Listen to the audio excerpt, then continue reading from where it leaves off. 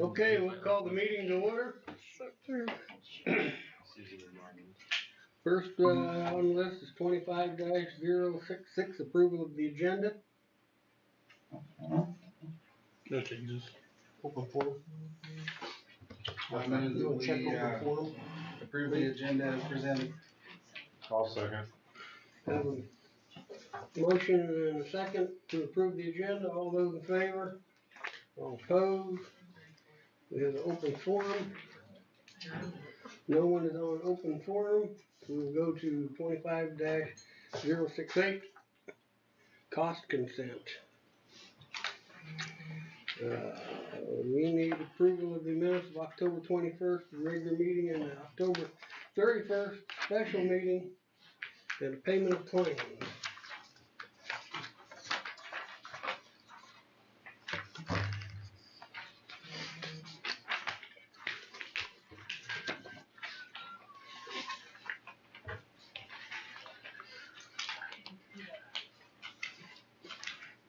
Does anybody got any questions on payment claims?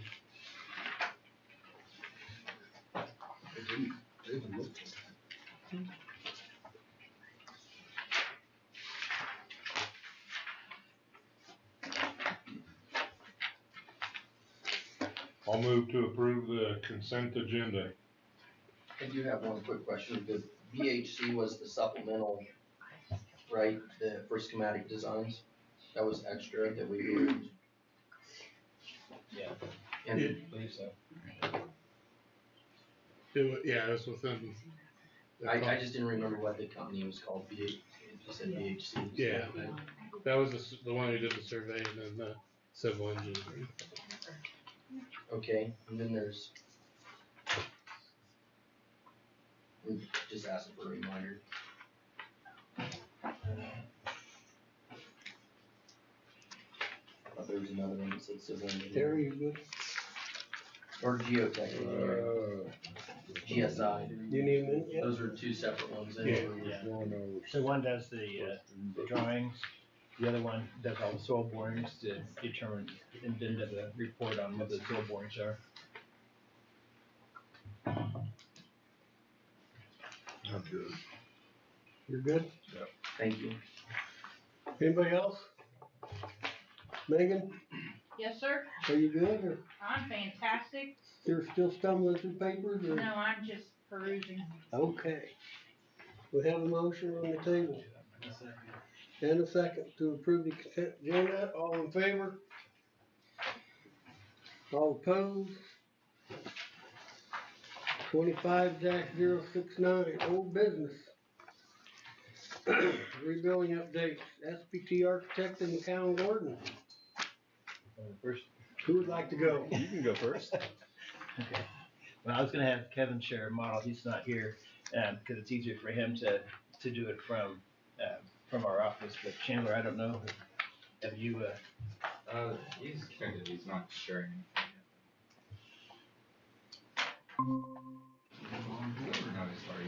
Is he online? He is Yeah. online. Do I need to get off? Yeah, if he can do that. Yeah, can you guys see that all right? I can see it, Kevin, yes. Perfect. So we are almost complete with the bulk of the drawings. The one thing that we won't have complete yet is the interior finishes. And so we thought we'd show you kind of a walkthrough, kind of like we did last time. It's more developed. And then what we're planning on doing is then having a video done for the December 5th meeting that you can also put on the website. And so this is the lobby. When you first come into the building, the office is to the left, and this takes you into the main part of the building. Right here is a two-story space right in front of the entry to the gym. Working on some graphics. Those are the lights on the wall, and then there's a display case right underneath that stair that you see there before you go into the gym.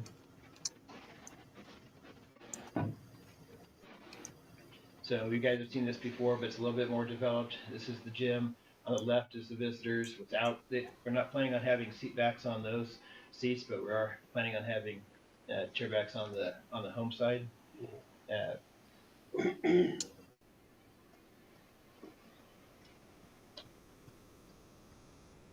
And the visitor side doesn't go all the way to the fore, correct? Correct. And why was that again? Let us put the teams in front of them, and then it also allowed us to reduce the seating on that side, so you don't have as many visitor seating typically as you do on the home side.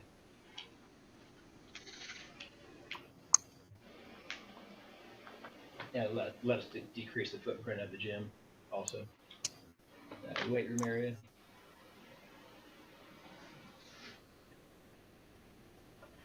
Did you remember I used mine? This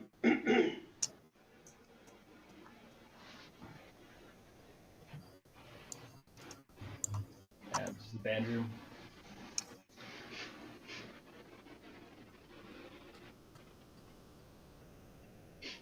I think we have a 13 or 14 foot ceiling in that room.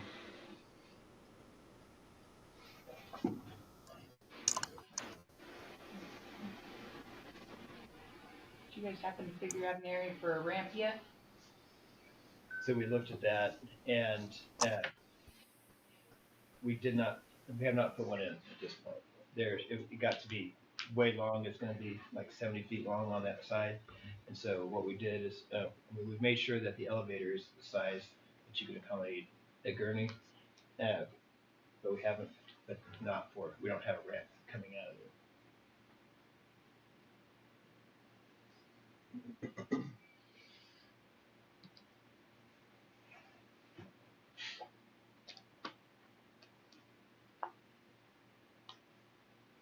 I thought we were going to be able to do one that was going to be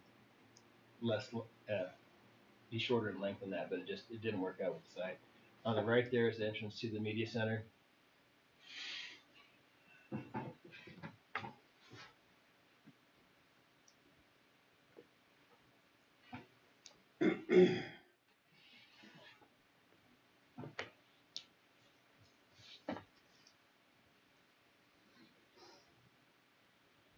Then this is the entrance into the cafeteria. And we're showing it with the seating extended out. We've done a lot of work on trying to figure out exactly acoustically how to design this space with our acoustical engineer out of Kansas City. And there's two ways to design this space, and it's got different functions when you have it as a cafeteria versus an auditorium. And we want it to be great for both. Right now we're kind of designing it more acoustically for an auditorium, but that means it's a lot lot more live, sound reverberate more, which could conflict obviously when you're using it as a cafeteria and how loud it can be in there. We got the acoustical report back, and they said we needed to add about 1,600 square feet of soft wall space, and so we're working on a way to do that. That sometimes they've done that in a way that can be removable. We also talked about, I know that could be a hassle for events, so we've talked about having maybe curtains that can retract or be pushed back, and that's we're trying to figure that one out yet as far as the best solution. Can you go back, Kevin? Instead of having overhead doors on the sides, what we've done is we've used more of a barn door, and they're red on one side and white on the other, and these would close up to close off the cafeteria, and then also for events they close up on the other side so that you're not looking into the gym. It's more of it's a better space for an auditorium event. And then you can see how it's open up at the top and showing the control booth. I don't think we had that shown last time, but it's enclosed. And there's seating up at the top as well. Did you look into how if you could walk up the stairs to the top or enter in from the? Right now, Does that do? Right now we can't. Okay. And I think it'd be a little hard. That might be something we still look at. I just know we mentioned it last time. I don't know. And then we have it on the back side of these as well, that there'd be barn doors that would close on the back as well, so that it's a totally enclosed space when it's being used as an auditorium.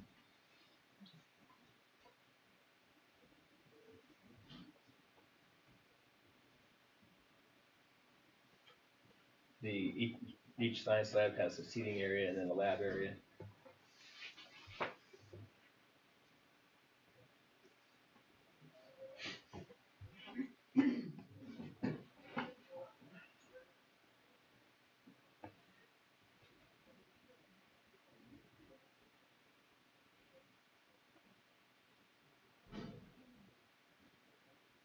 This is the old gym hallway and the entrance.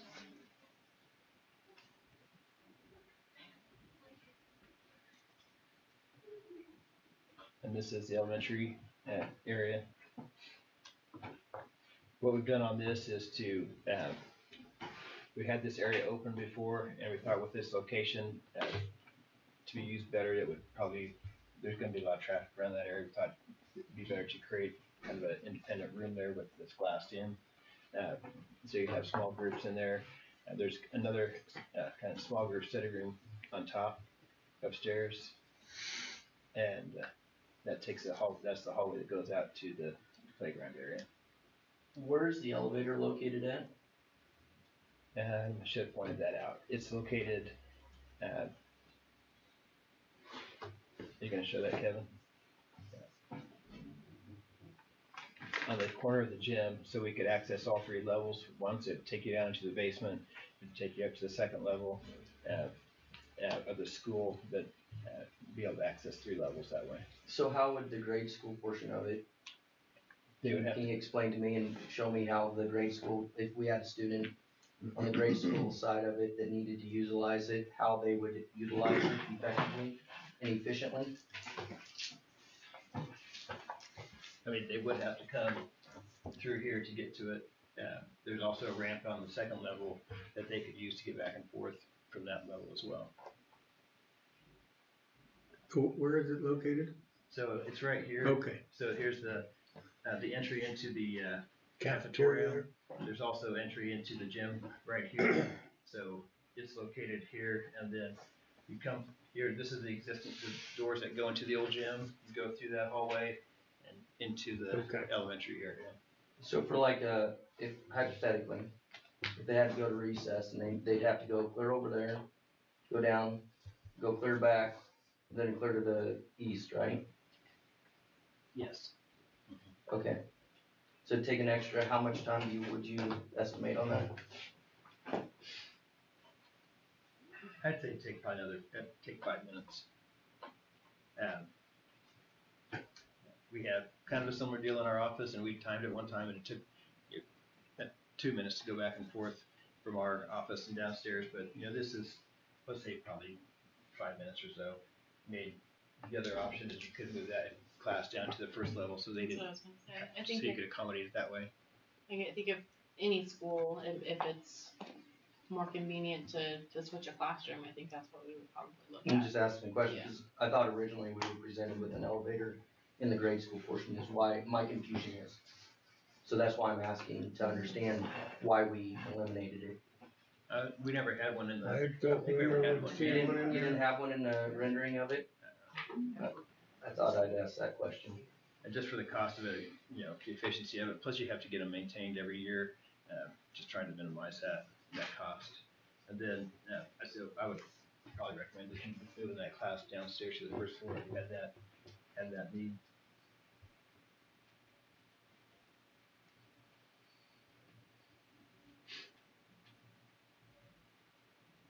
And this is the second level where you go through the doors up the top, and then we create a ramp that goes down here to access straight across there.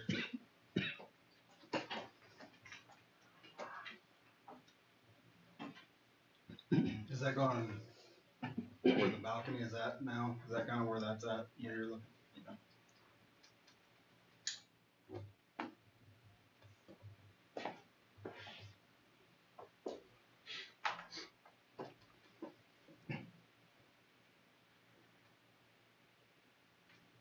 That's the main entrance into the elementary area with the office to the left there.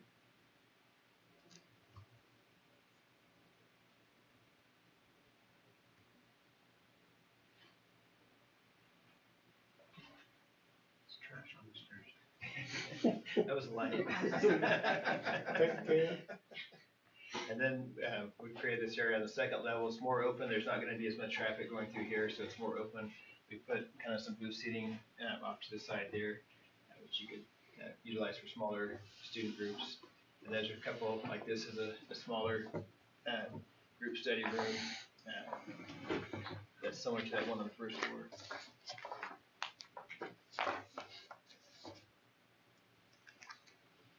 And then this one is as well.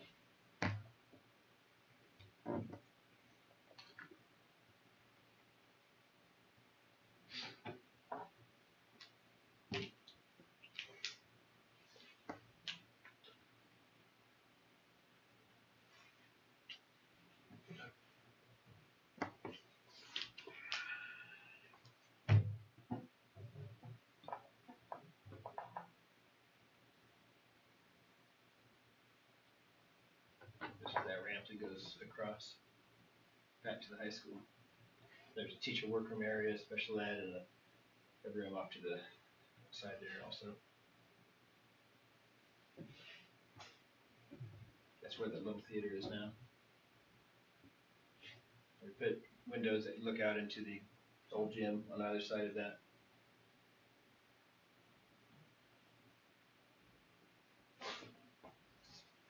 So is there still a balcony across there, or is that, no?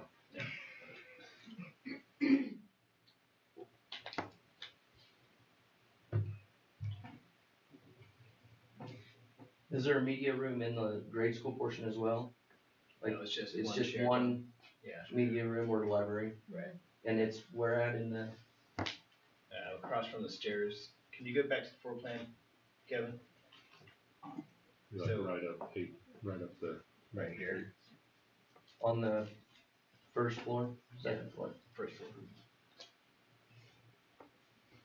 Since you've got that up, where is the entrance for the high school and the entrance for the elementary? The entrance for the high school is right here. And, the entrance for the elementary is right here.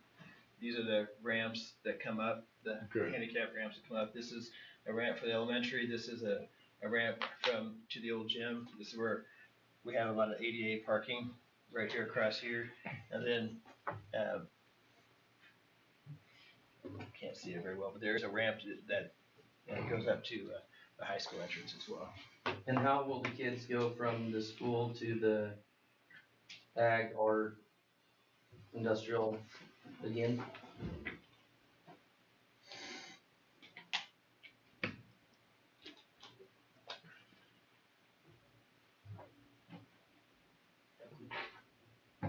So there's steps, there's two ways.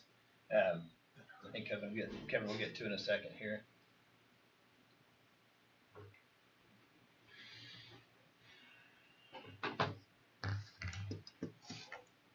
There's steps that come down right here. Somewhere. There's steps that come down right here. And then there's a sidewalk that comes across here that's accessible as well to get. So they'll be walking outside in front of the school? Yeah, Eric had mentioned that to me recently about should we do something to enclose that? And So that was one of the main complaints that I recall coming from different individuals, is that when we first put in the locks into the school, going from the school to the ag building, that was a complaint, that they were a timed lock, yada, yada, yada. And that was a complaint. Yeah. So I would feel as though if we're going to build something, and as we say, build it right the first time, that should be an item that should be addressed, wouldn't you think? Wouldn't you agree with that, or am I just crazy? that is something that has certainly been brought up even more recently. So we haven't really done anything at this point for that, but we thought about putting that in as an alternate to see what that cost would be to add that across there. And then we also, I know the last time it was talked about, what do we do here to put in a Snow and ice. Like the heat yeah, pad. but I'm losing, what's the word? Radiant heating for that for that area. And we think it's gonna cost about, we did some studies of what it would cost. It cost about probably around $150,000 to do that. We'd locate a boiler, at this location right here, and then we would run the radiant piping all throughout that area. And so, those are two alternates. We thought about including, we won't have this one designed probably, or we won't have it designed for what comes out next, but it could also be added. And then at one point, and please, I'm probably wrong on this one as well, but at one point, was there a drawing that connected the two with a corridor of, or a rendering of some sort? That there was a corridor or hallway, or am I mistaken on that rendering? I don't think we've had a rendering of that. Oh, okay. I can think pull we that talked one about out. it, but I can pull it out. we discussed it, but No, I there think was it a was in rendering. the- It was a okay. rhetorical question. you gotta put a flag up when you do that. So, yeah, I have no problem with designing a walkway that would go across there, because that would be certainly beneficial, especially in inclement weather, and it will also help with safety and security. So, and then the radiant heating piece as well.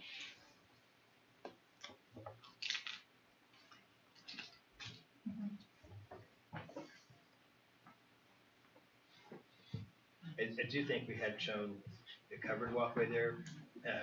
When you say rendering, when I think of rendering, I mean like a 3D, but I think we maybe had shown a plan of that. There was some way, shape, or form Yeah, that showed a connecting yeah. I unit think you're right in on some that. way, shape, or form that tied the two together to walk through. I would, yes, sorry. You know, and one thing, Matt, you mentioned last time that I didn't think I answered your question very well, on as far as, you know, how long can you expect these buildings to last? You know, I think it really comes down to maintenance. And we've had buildings that, even some of the gyms, very similar to this, that, for instance, the one we did in Marion that was done in '06, it looks just like it was built yesterday. And then I've seen some schools where we had to go back in Clearwater School District, for instance, and they put in a 2-pipe boiler system in their school, and those types of systems should last you 30, 40 years. But they had to replace it after 6 years because they hadn't flushed the pipes and taken care of them. So it's hard to say exactly, you know, put a number on how long your school will last. If it's maintained well, I think it'll last 50 to 100 years. If it's not maintained well, it's obviously not. I've seen some metal buildings, you guys probably have too, that, for instance, James and I were talking about the metal building they have at their elementary school.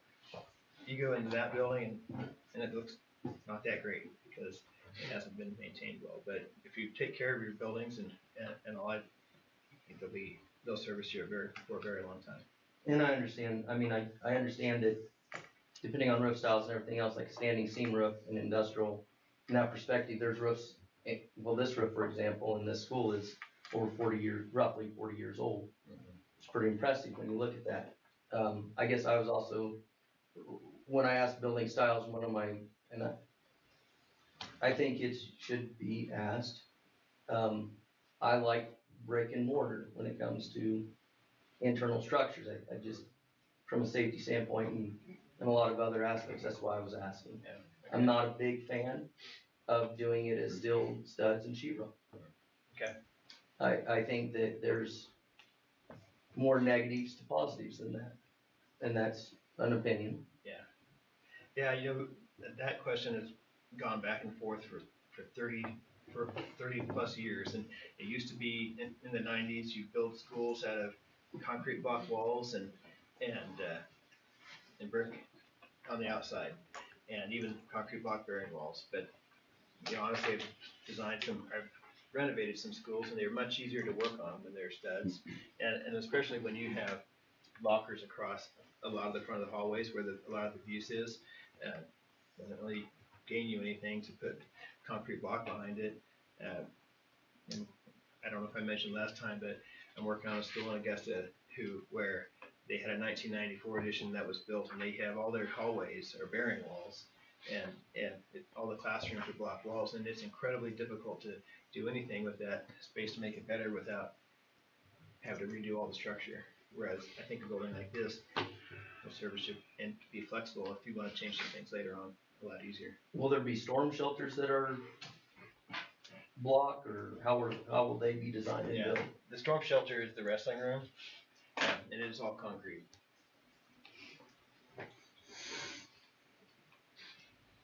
Did I understand you correctly that it's in the plans or the planning to get a enclosed walkway to the ag building and art room?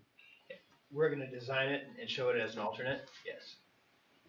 That way the students do not have to walk outside to get into Correct. either any area of the school. We do not have that on the plans right now, but that is something we're going to include as an alternate. Yeah, this wall here is all concrete, and this is the storm shelter, that's all concrete. And that is for the entire school, grade school? Correct. I wish it were a little closer to the elementary side, but that wrestling rooms are a nice space to be able to use for that, because they're basically all open.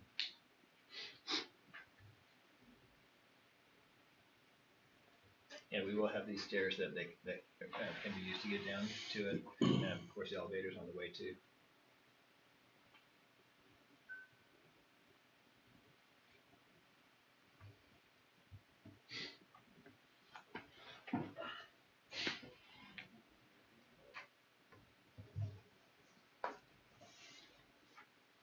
This is the second level above the main entry.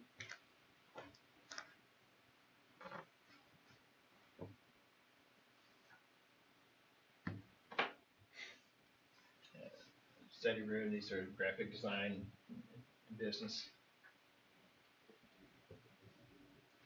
And special ed to the right here.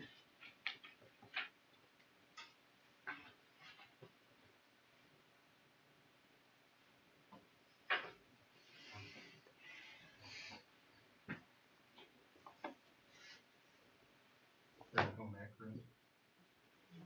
That's for special ed. But. Have a life skills area in that space. No. Just wanted to be sure you didn't have. What'd you call it? The life skills? Outside.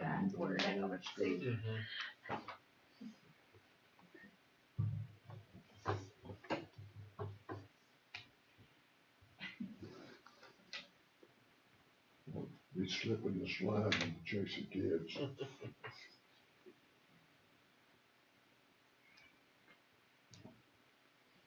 That's the district office entrance right there.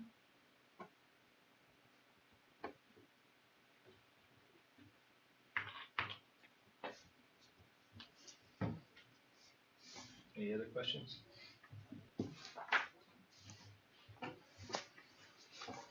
Will the visitor side bleachers have to be pushed back still to utilize the practice portions of the court?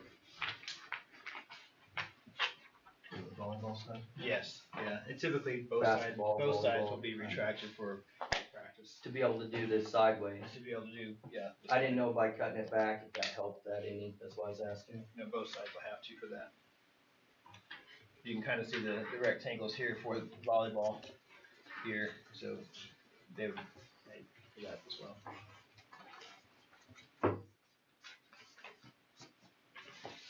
I have a silly and challenging question.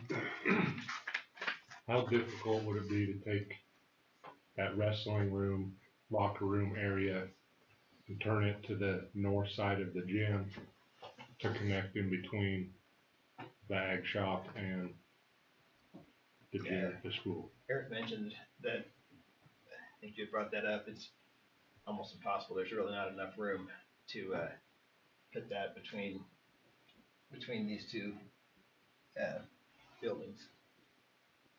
I get the idea of opening the space up on the backside. Right. There's just not enough room to fit it and build it. Because when you build that, and you guys can attest to this, you have to slope these walls at a 45-degree angle for safety reasons, unless you want to shore them up. And I don't know, I'd hate to get that close to that building. Slope level, oh, for the, you're saying to dig in? Yeah. Nobody had a good idea. Sounds good in theory. I'm all for a bigger wrestling room. Be exposing that entire building's Yeah, that's- foundations It would too. fix the issue of the corridor and connecting them. Right. Yeah, I mean, I think it fixes a lot of issues just other than The easiest way to construction. deal with that, honestly, is to enclose this space as a single level space. But then. we How have to- wide is it? Just out of curiosity. Can you go back to what you had Between there, the two Kevin? Buildings. I think that's 42 feet, so it's about 50 feet, maybe a little bit more. That would allow a ramp on the east side. We do have a ramp back here. No, sir, on the, like for EMS, we're Yeah. coming out of the gym floor, that'd give, I don't know, I can't measure it, but a lot longer length along the east side to allow for that.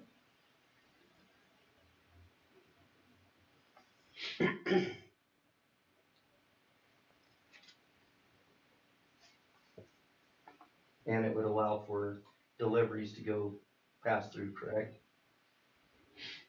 You mean if we didn't have this here? Yeah. Yeah.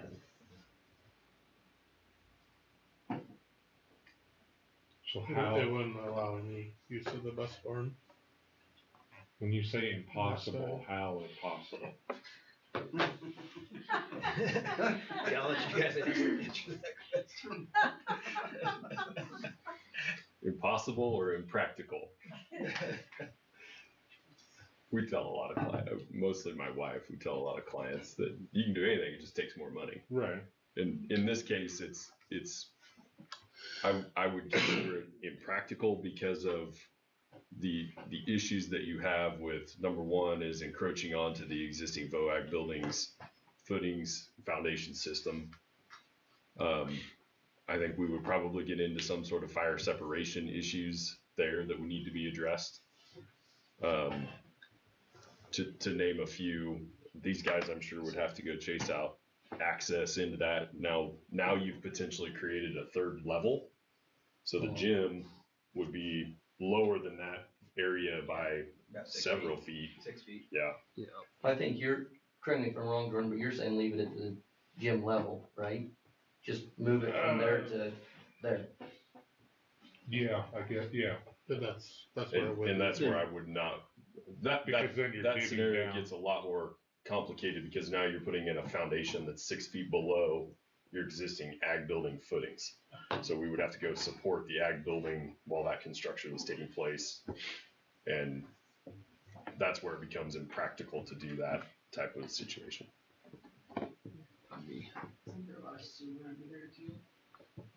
Yeah, sewer comes first.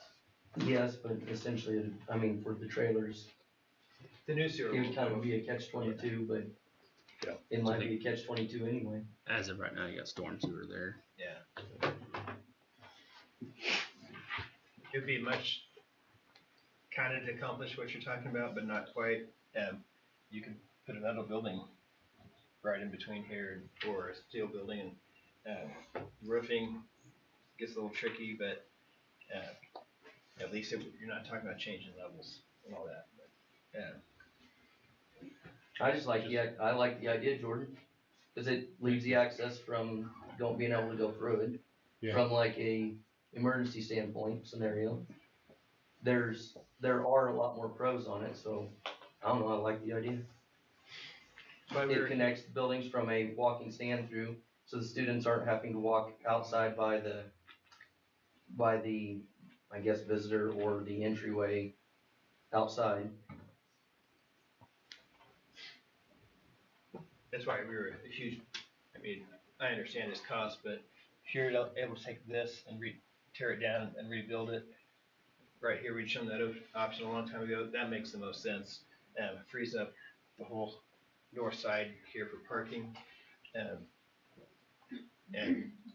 we had Art and all the kind of industrial arts right next to each other. It worked really nicely. We had a hallway that went the length of it as well. What would it cost just to look at that? Well, I mean, we're kind of to the point where we're trying to go out for bids pretty quick here, and that'd be a complete redesign of that whole area.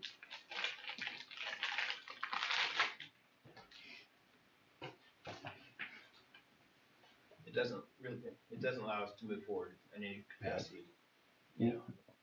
We're taking concrete foundation bids this week, as well as earthwork and dirt, or earthwork and utilities. And if we're gonna study that change, I would recommend pausing that, which means our mobilization for the construction would absolutely not happen before the end of the year.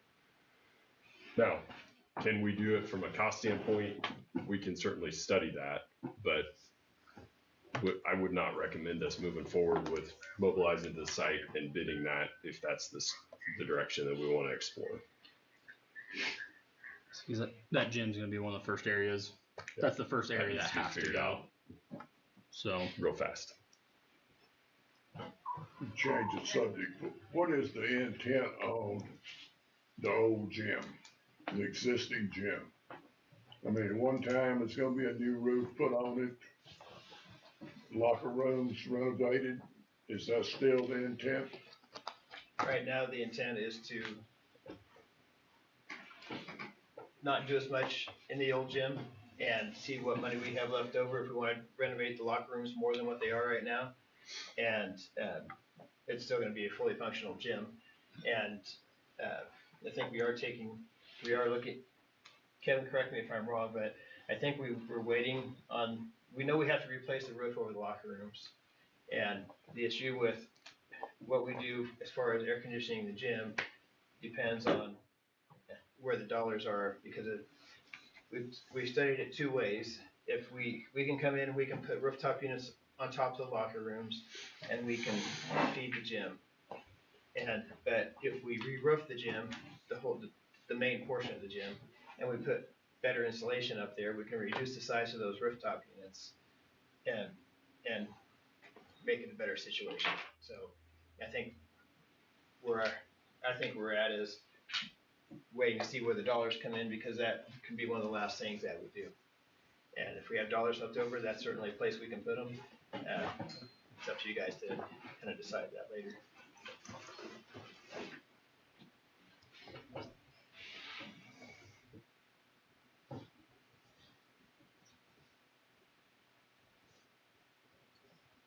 Well, I know it was money allocated in the proposals that you submitted. Right. Now, how far to go with other than make everything usable? Well, we had these gyms and bathrooms fully gutted and remodeled, new tile, everything shown. The cost of that came in really high, and the question was, okay, is it worth spending the money for these locker rooms to spend a ton of money in there, or would it be better to put that money somewhere else? And we can always come back in here and do this later in the project. It's just a matter of when and if you guys want to do it. But I think the idea was to get a bigger picture idea on dollars when the bids come in, and then see how that fits into the overall budget. If I could jump in, when we reviewed those cost estimates, that was back in June, and we didn't have a handle on kind of the bond issue, sales tax, and really how much money do we think we have to spend on the school overall. So at the time, when we said you could spend as much as $4 million in that gym, not knowing will we have an elementary school wing on this or not, was a bigger goal. Is let's go for getting the elementary wing and supporting that bond issue, that approach to the bond, versus go lock ourselves in, spend $4 million on a gym that we can't come back from. Well, hell, if you're gonna spend $4 million, you might as well knock it down and build a new one. It'd cost you more than twice that. At least. I'm gonna kick this dead horse again, but the whole connecting unit to the ag art building, that goes back to if we're gonna make a change or, I mean, I feel like that it's not even it's like it'll be thrown in there, but it's really not important, I guess, What, this piece right here? to be able to have it connected so the students can go through I don't know what I want to call it, a corridor or a hallway. I would So wouldn't that, I mean, is that something that, I mean, does anybody else feel that that's important or is it not a big deal? Now, what's the point of having locked doors if they have to walk around the building? I mean, that kind of defeats the purpose of unlocking the door and having, Yeah. in my view. So I guess my question is if we would feel as though that is important, maybe it's not, but if it is, wouldn't we want that involved or in there as a line item versus an option? Yeah, it's easy. I mean, if you don't want it as part of an alternate, we don't have to make it part of an alternate. It's just making it part of an alternate gives you the idea, that tells you what the costs are. It's not a hard thing to do either way. It doesn't matter to us, or to, I don't think to you guys, how we end up, where we end up putting it if you don't want it to be an alternate. Did we suggest just take the old gym, get everything connected back up, put it back the way it was? I don't remember. Say it again. Or, I don't want to divert your question, but there's no problem with doing this. This is a lot easier than doing something like that at this point. I guess I just view it as that it is important, that it should be just part of it. Okay. I mean, going back to the safety and security, why bother locking the doors? I would agree. It's hard. It's almost impossible to keep it secure when kids are going back and forth between buildings. So, I agree with that, yeah. I mean, if we're gonna do it, and we keep saying let's do it right, that is to me doing it right. So it shouldn't be an alternate, I guess is what I'm getting at, and that's just, again, my opinion, but just be part of it, and that's just. No, but I guess one of the reasons I said to make it an alternate is because we're getting these drawings out, and I'm not sure we can get that piece done quite in time, so it might come after, but, totally understand your point. Yeah, I think pricing breakout is probably more appropriate term for this. You're gonna wanna know how much that element costs as it is today. Agreed, but with the intentions that that's just part of it. Yeah. That something else might have to be reconfigured to, that this is included. Does that make sense? Yeah. I think that's. An not what alternate I'm sometimes get a bad rap, if you will. I don't know the right way to turn that, to coin that, but it's like, just because it's an alternate doesn't mean that it's not certain that you're gonna get it.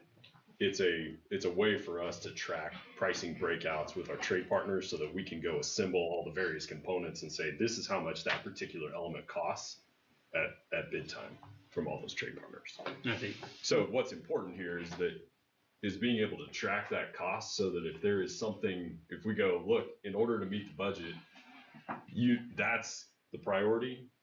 Some other element that is also an alternate may not be constructed because we had to go remove that from the project and put this one in. And I guess that's what I'm saying is if it's an alternate, I'm just trying to wrap my head around it. If it's defined as an alternate or in that terminology, depending on cost, if you get to that point, it's like, well, we can't afford it, so we're not gonna do it. Right? Is that kind of how I'm? That's the danger of it for sure. It is. So why can't we just say that it's not an alternate, that it is part of it? Isn't that kind of our? Wasn't a lot of things in here alternates? I mean, if you're gonna have to choose, do we get this, do we get that?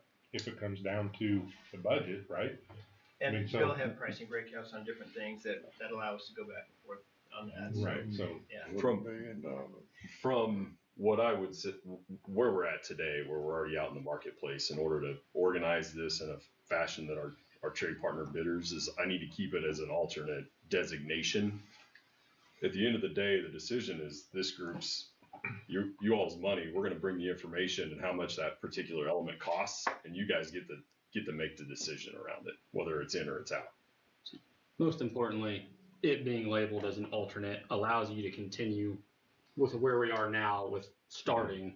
Yeah. And then once we have that pricing, once you guys are good with it, then we add it in as a preferred Yeah. alternate.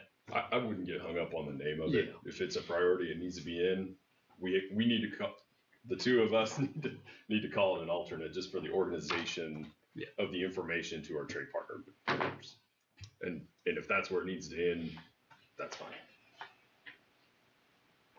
But ultimately, it's up to you guys. If that's the way that it needs to be, then we can bring the information for you, and you guys can make the decision.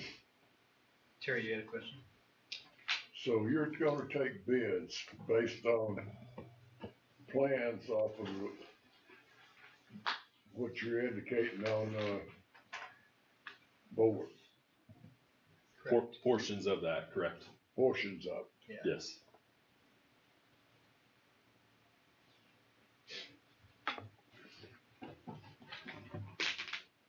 And let me explain that a little bit more. I saw the wheels turning, so. Stages. Now you're peeking ahead into my presentation, so. Okay, We can talk through this. cover it. No, that's fine. I think this is a great place to talk about it. So what Greg's got shown, or Kevin's got shown on the screen here is, I'm gonna say an incomplete representation of all the work that needs to take place. So there are 200 pages worth of drawings that get through all the different levels, details, and components of the project. We are taking certain pages out of that plan set and bidding those to the market based on what the scope is. So when we say scope, that means the earthwork scope, so all the dirt moving, the underground utilities, so this would be the water, the sewer, and the stormwater system, rainwater system, and then the concrete. So this would be footings, foundations, concrete walls in the basements, concrete slabs on grade, and concrete slabs on deck on the elevated portions of it. So those are the three scopes that are bidding this week, and we will bring that GMP back for that. In the future, we'll have another set of bids that will go out for another portion of that, another few sets of drawings pulled out of that plan set to selected trade partners, and then we'll repeat that again in December and in January. So I'll explain that a little bit more when I get to mine, because I'll have that written out, so it should be a little bit and more of a graphical representation. The subject brought up about alternates. Well, I mean, if you this, then this, then this, once you put the concrete and the footings down, then how many changes can you make?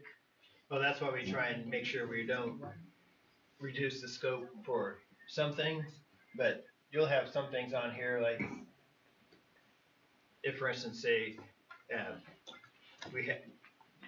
we're exceeding our budget, but we have $1 million of contingency in there, and you guys will probably go over this, so apologize. No, I haven't gone, that part didn't make it in yet. Okay, but we may say the cost of these bleachers right here are $75,000. But we know we have $1 million of contingency, and then as the project moves along and there's less risk coming out of the ground and all that, and kind of have all the knowns figured out, we know that, hey, we can make sure we have that in there. We can make sure we have some of the finishes in here that we may defer making complete decisions on until later. And so that's our job, is to manage that, so we're not having to come back and reduce building size later on, because that's a lot more difficult, like you said. I think also more of what you're asking is, if we're doing concrete structural walls, we have to hit structural changes within a certain point, so we're not going back and tearing out and redoing work. So there would be a certain time frame that we would have to get in there and make sure we have all the answers and the decisions before, say, we're replacing those basement foundation walls, to where if something has to change, we know what's changing, so we can accommodate for that and not incur any more cost than we have to. So it's more us working together and working with you guys to see what has to be. Well, as long as you build it, and it looks just like that video, I don't have a problem. No pressure. Here, he's good.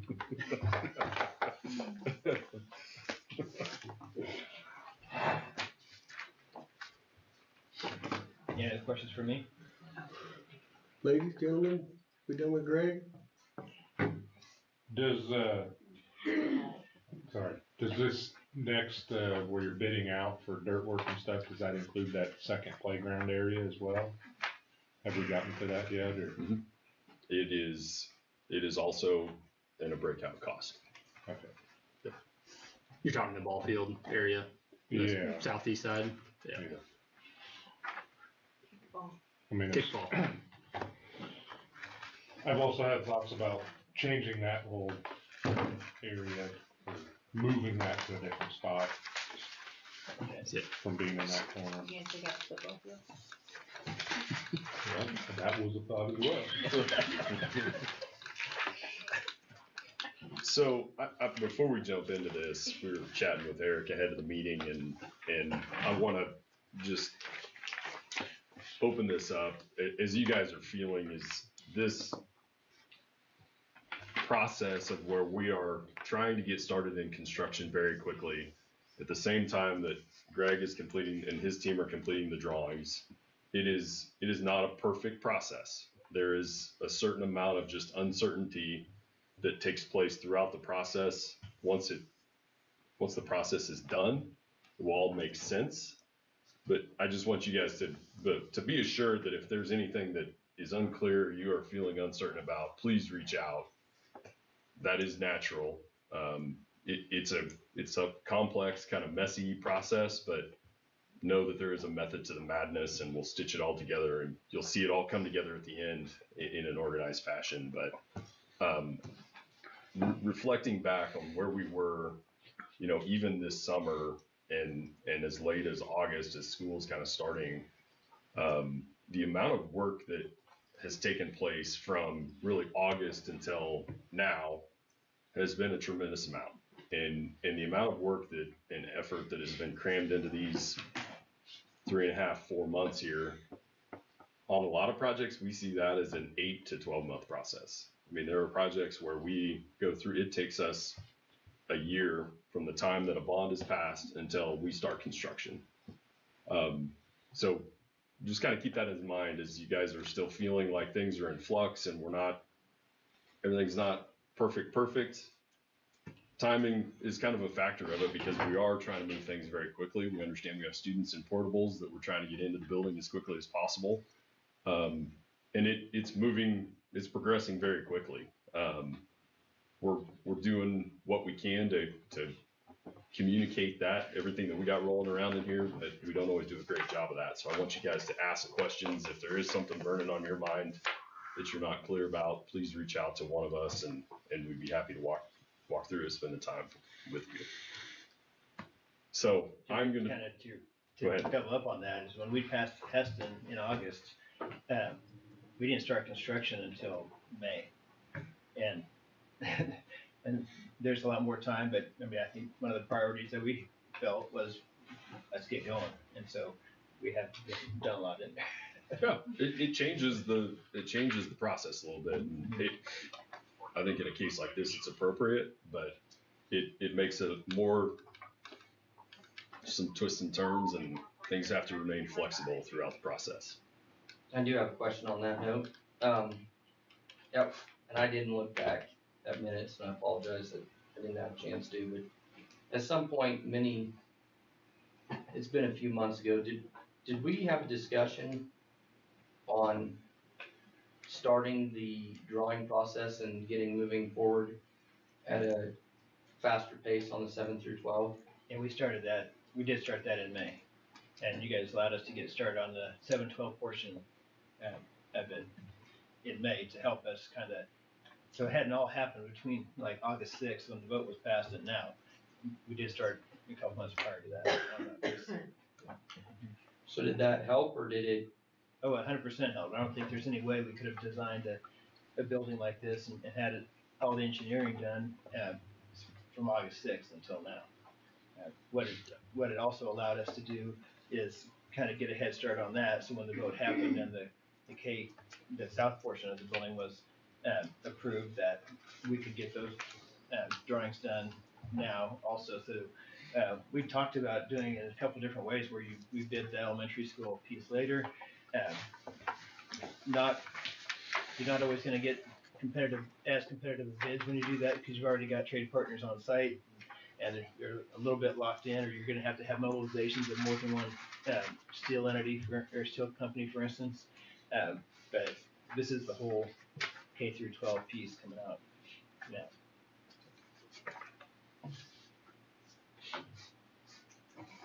I'm gonna mix up this presentation just a little bit, so bear with me. Hopefully it doesn't confuse you. Great, Eric, if you could go to slide 6, maybe the first schedule slide. And maybe make that larger if it can. And I've got a full-size copy if anybody needs. I've unfortunately just printed one, so if anybody needs a full-size set.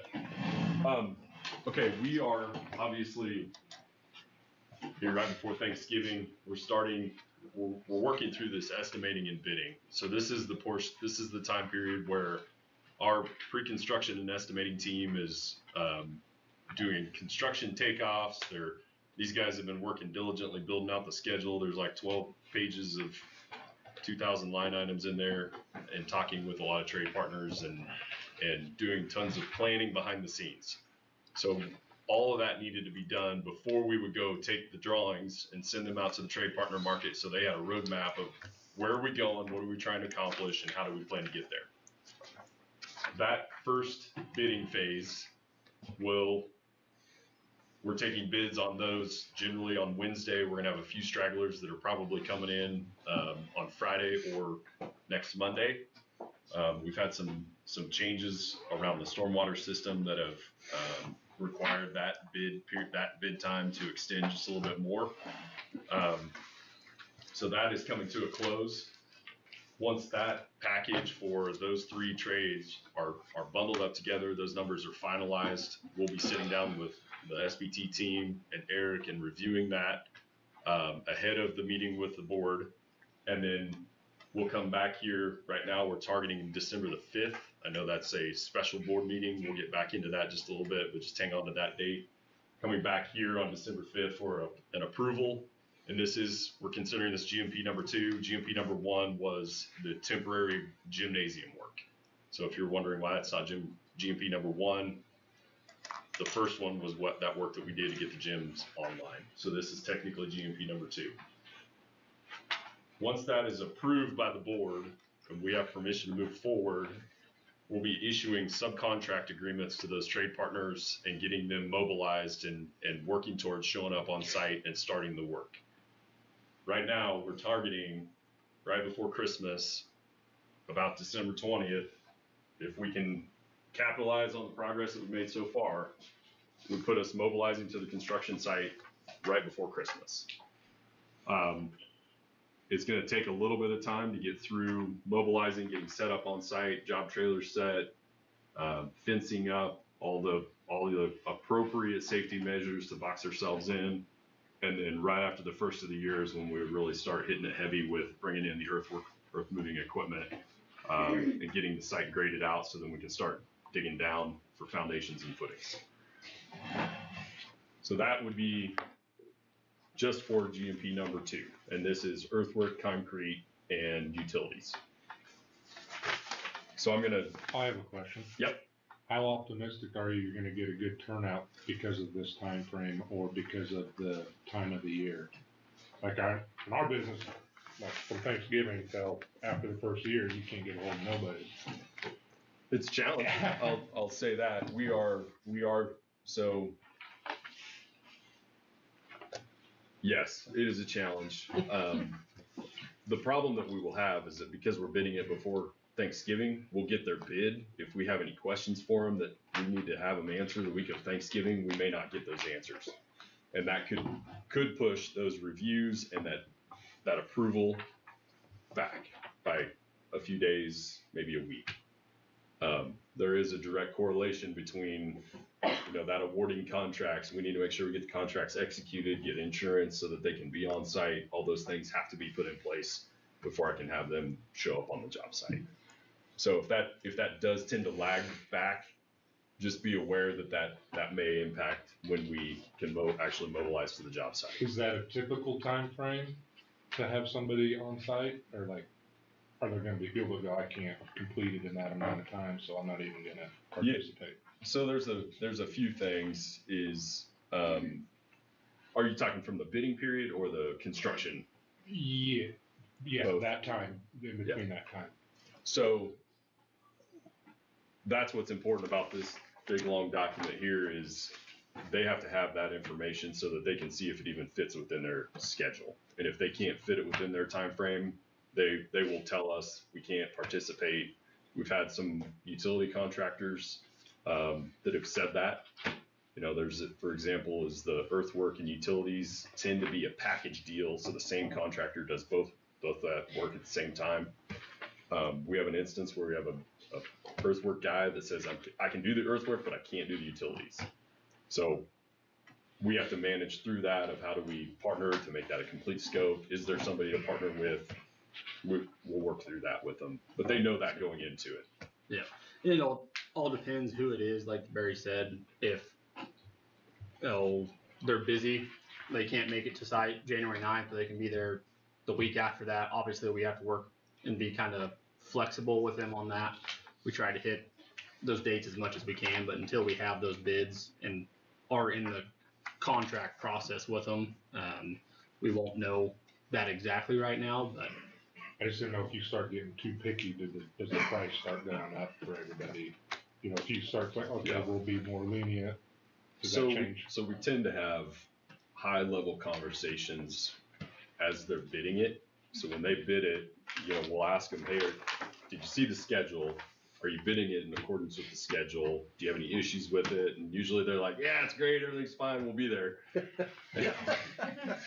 And when we go award the job, it's like, oh, I can't be there for another 2 weeks, and that's where we have to go work through those things. So that's where these guys get their work And out for. this schedule's been out with the bidding documents for almost 2 weeks now. So they've had plenty of time to look through, make sure it fits with their schedule. Like I said, like Barry said, that happens more often than not of, yes, I can absolutely be there. You figure out, Estimators are always positive. you figure out who their foreman's going to be, and they say, oh, I got to finish the job before I show up to that one. So it's working through that process. And the other big fight on this one is you tell them when we're wanting to start earthwork, and you say, you want to start when? And where? When it's that cold out? Where? It doesn't get cold in western Kansas. So It's like the wind doesn't blow. But so yeah, there's obviously challenges we got to work through that. But with this, I don't want to say small of a scope because it's dollar value wise, it'll be a decent dollar value for the current conditions that we have. But in all reality, it's 3 contracts. If it's contractors we've worked with before, that contracting process usually goes fairly quick. If it's someone completely new, trying to get them up to snuff with all of the insurance requirements, everything like that is to allow them on site, that can also take some time there. And then obviously the holidays throws another wrench in those plans. So obviously this is what we try to plan for, and we do everything in our power to hit those days, but it does. This is one of those periods where we got to remain fluid with it. We understand the end game, trying to get started as quickly as possible, and along the way they get to figure out creative ways of how we can squeeze that schedule and make it go faster. Telling Pete he's showing up on December 20th. See how quickly we can get fence on site. Okay, we're gonna come back to the rest of the schedule. There's a couple of GMPs 3 and 4. We'll run through that timeline. If we could go back to the beginning. So this should feel kind of familiar. We were back here in October, I think October the 16th as we were back doing another board update. We're currently in this bidding and procurement where we're talking to critical trades, the first work. We have a path to started construction and a path to bidding the remaining scopes. We can go to the next one. Wanted to give you kind of an idea, and I apologize, I realized that I have a typo there that it's early December. I don't know, it's really just early December. It's like the second week of December. Yeah, late early, is that? Yeah. So for these approvals, it will be the earthwork, the concrete, and the utility work. And that will be under the McCown-Gordon scope. The third-party testing, which would be the testing agency like a Terracon, that ensures that proper compaction is met, that the concrete has appropriate strength tests applied to it, with the structural steel, that welds have been inspected, or have been installed correctly, and bolts are tightened, that type of thing. That third-party testing agency will handle the pricing component of it, but they will contract direct with the district. Sorry. She's confused. Everybody else confused? And Jennifer. That was really well timed. And we have yet to discover a party to do the third testing yet. We're out soliciting that right now. Okay. We've previously reached out. We actually, I think we had, remember, was it 3 or 4? I think it was 3. I think we had 3 currently. So it's very similar to what we did this summer with Terracon and the inspections. And it has to be similar to that where there's kind of a unknown on the exact days. It's the same essential process as they have their rate chart. Obviously, you don't want to lock them into a contract, because if you lock them into a contract, their price is going to be sky high. You only want to pay them for what they're actually performing. Basic and then added days or whatever like that. So this is really dependent on, how many times do they need to come out and inspect or do a density test, or how many times is the concrete guy going to pour? How many times is he going to have a certain number of trucks show up? So And Matt, you're probably familiar with this through KDOT testing. It'll be an ongoing. Yeah. It's like, for example, if the contractor breaks it down into smaller sections, that test, they're going to have to come and test it more often versus if you're pouring like 20 yards versus 200 yards, for example, on concrete. Okay. That's right. Just so we know what to look for. Yeah. Yeah. Getting the questions out of the way early. So you're going to see that one show up with we're going to call it an allowance, but basically it's a budget that's been informed of how did we arrive at that number, so that we have an accounting of how are we doing, and we're tracking that along the way. Okay, with GMP2, we're anticipating there's going to be some of that as an allowance within the utilities and and likely the concrete work. As the information is kind of catching up, we're talking about potentially adding in some things. If that information isn't available when these guys are bidding it, I'm assuming he's not going to have an alternate put together in the next 48 hours. Yesterday. So what we can do is we can create allowances, a placeholder budget for that, that we can then track how are we spending that out of it. So that we're able to hold the trade partners accountable to it, get that accurate pricing information, and that's generally reserved for things that we just either don't have clear definition on, or the work has not been fully designed yet. So we'll have those spelled out. The tracking of it will be handled on a I'm going to say bi-weekly basis, or at least monthly basis, kind of depending on how often the group meets, but there will be tracking of those expenditures. It'd usually be something you'd see like in a pay app on your schedule of values, such like that. There'd be a separate allowance line item similar to what we did over the summer. Any questions on the GMP? We can go to the next slide. This is what you all should see on the December 5th date. Is there will be a project level budget update, and then there will be or cost summary, I should say, and then a GMP2 summary specifically. So what we'll do is we'll say, here's what the total project looks like from a total budget.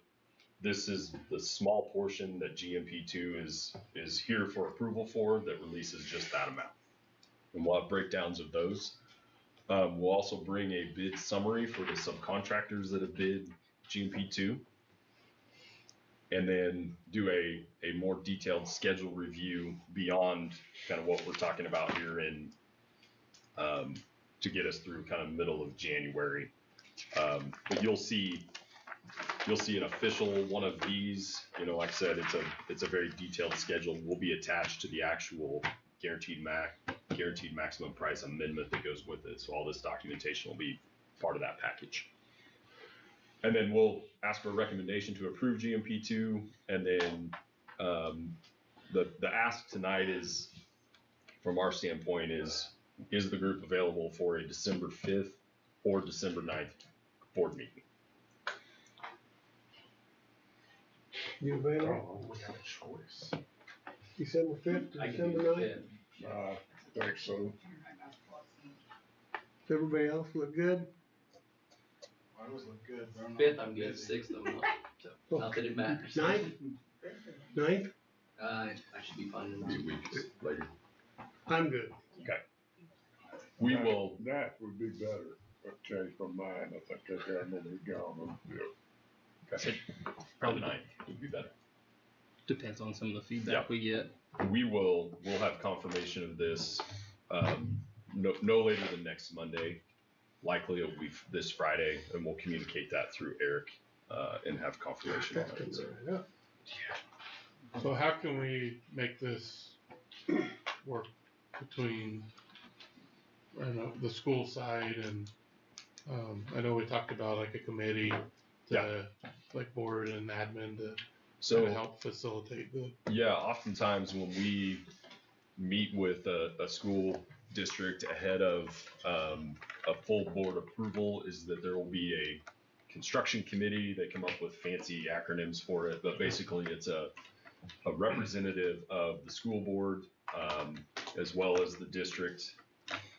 Architects are generally there, and we present to this smaller committee, and they ask all the tough questions. We show them all the information, talk through it, so that when it gets to the board level, it is typically the board knows that, hey, this has been vetted thoroughly by the committee. They know that it's sound. The committee has then made a recommendation to the school board to approve it. If there's an interest to do that, we'd be happy to meet with that group alongside of Eric ahead of the actual board approval. I can do it. Anybody else want time? Terry, would you like on there? Yeah. Matt, I can do it. do you have a date in mind or?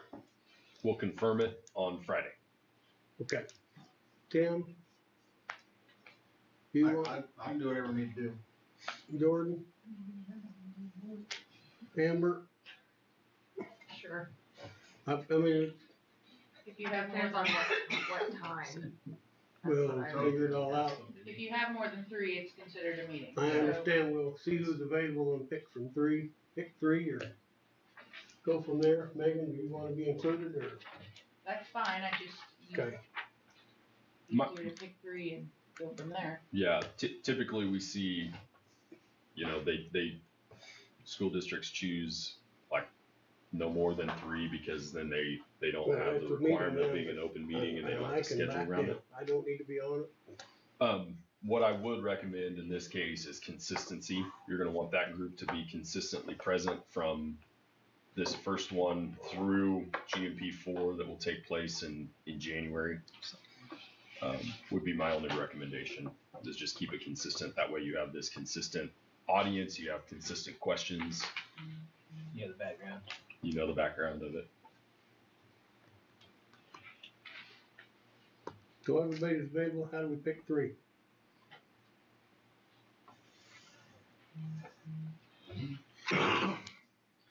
Who's volunteering? You can take me out if you want. I mean, my thought, Matt's the one in here that's got a construction business. I would think that he would be a good one for it. Not to volunteer you or anything, but I mean, I realize that. Everybody likes my questions too. You're gonna have questions. But we were all thinking. You're gonna have questions that some of us ain't gonna know anything about. Just plain simple. So, or that I won't know anything about, I guess I shouldn't say none of us, but stuff that I wouldn't know about. You would second on So I think that you'd be better for it than me, If for that's sure. what, I'm fine with whatever, that's fine. I got a question, Barry. Yes, sir. All right, GMP two is the dirt work, concrete footings and some. GM three is the exterior, basically. And structure and MEP. All right, and then the or the GMP four is the interior. Correct. So you're anticipating bids by January, early February, on all three phases. Then we should have an overall cost estimate of a complete scoop. Correct. Is that correct? Well, we're planning to bring a full budget update with GMP 2. So what our preferred method here is to be able to bring a guaranteed maximum price to you with an understanding of what is the total spend that it would be a real shame if we brought a guaranteed maximum price to you for some portion of it and you didn't get to the end after all the documents and everything is done without knowing what the total price was. That would be irresponsible on our part. So our plan is to bring the total project value, give you a total project update, and it's focused around what is the total spend.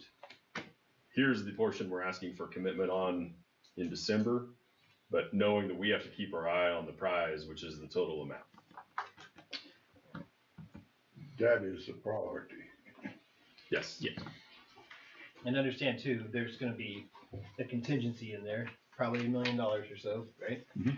And the goal is, at the end of the project, that contingency is zero and all these items, maybe some of them are on a wish list, they get pushed back in but that's the flexible part of this process. Yeah. Well, it's gonna come in way under 38 million, and That's what I'm Sure. I've got a contingency like 7-8 million up there. We're not gonna need. It would be fantastic. if we Back to this rewind the committee. clock about 10 years. You want on the committee? I will, yeah. We got three. Numbers. You got three? Well, no, we need three. All right, I'll get over to that then. Jordan, you want on there and I'll step down? Go for it, you're president. No, I don't care. Okay, fine, I'll do it. There ain't stuff. With Terry and Matt and me. Sounds good. Unless I talked Jordan into it before then. Okay. We'll get those confirmed and make sure that, or confirmed in that meeting time that we'll coordinate through Eric. Okay. All right. We will also confirm the December 5th special meeting request by the end of the day, Friday, no later than Monday. All right, so Terry, Early, late December. late December. Early December.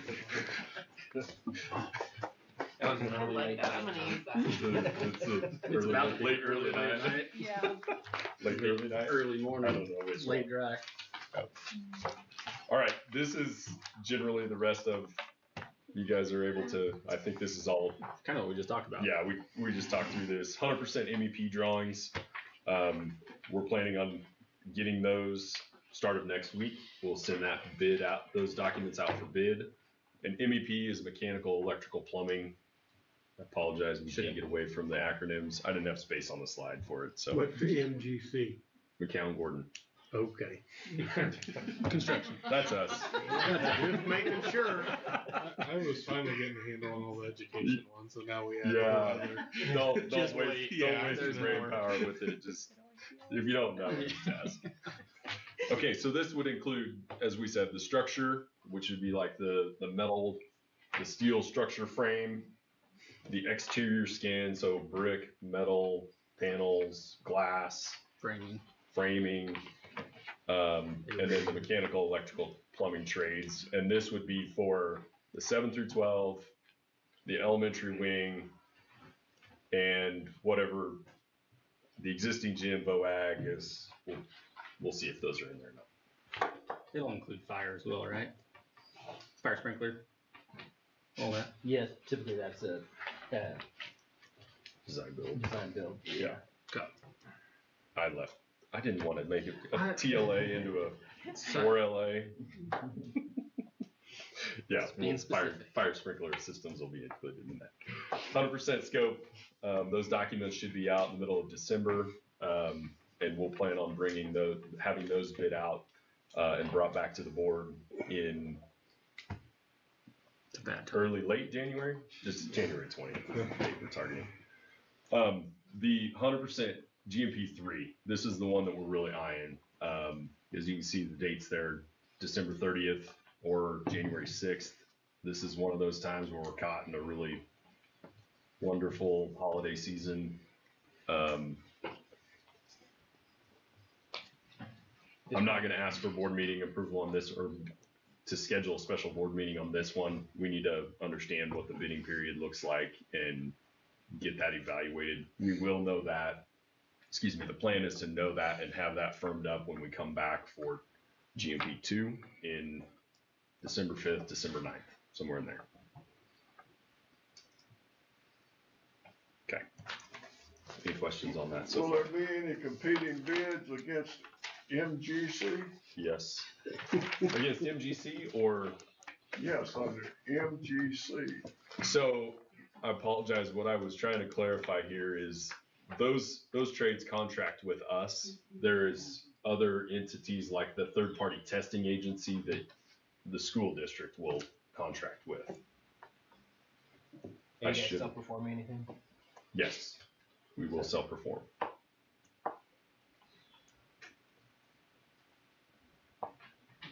So I apologize. That contract with MGC is not relevant. We say structure and exterior, the GMP 2 or 3. Then there would be no bid process on that. Yeah, those McCown Gordon will bid those out competitively to the market, and we will hold the contracts as opposed to the third party agency where the school district would hold those contracts. So I apologize. This is a confusing note that needed to be removed. Asbestos abatement is the scope that, for example, that we will take care of bidding it out, but the actual contract will be held with the district, similar to the way that the demo and that other abatement was handled. And this is with you've already got Paradigm signed up for the bidding and all that. So we work with them. Luckily their scope now should be fairly minimal, depending on the scope of what we do in the existing building, but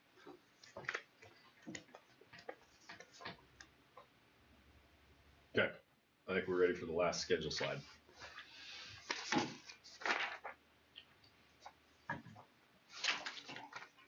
So, yep, this one, GMP3. We'll be taking those, issuing those for bid right before Thanksgiving. Bid date where we will receive the bids from the trade partners, the subcontractors, December 19th.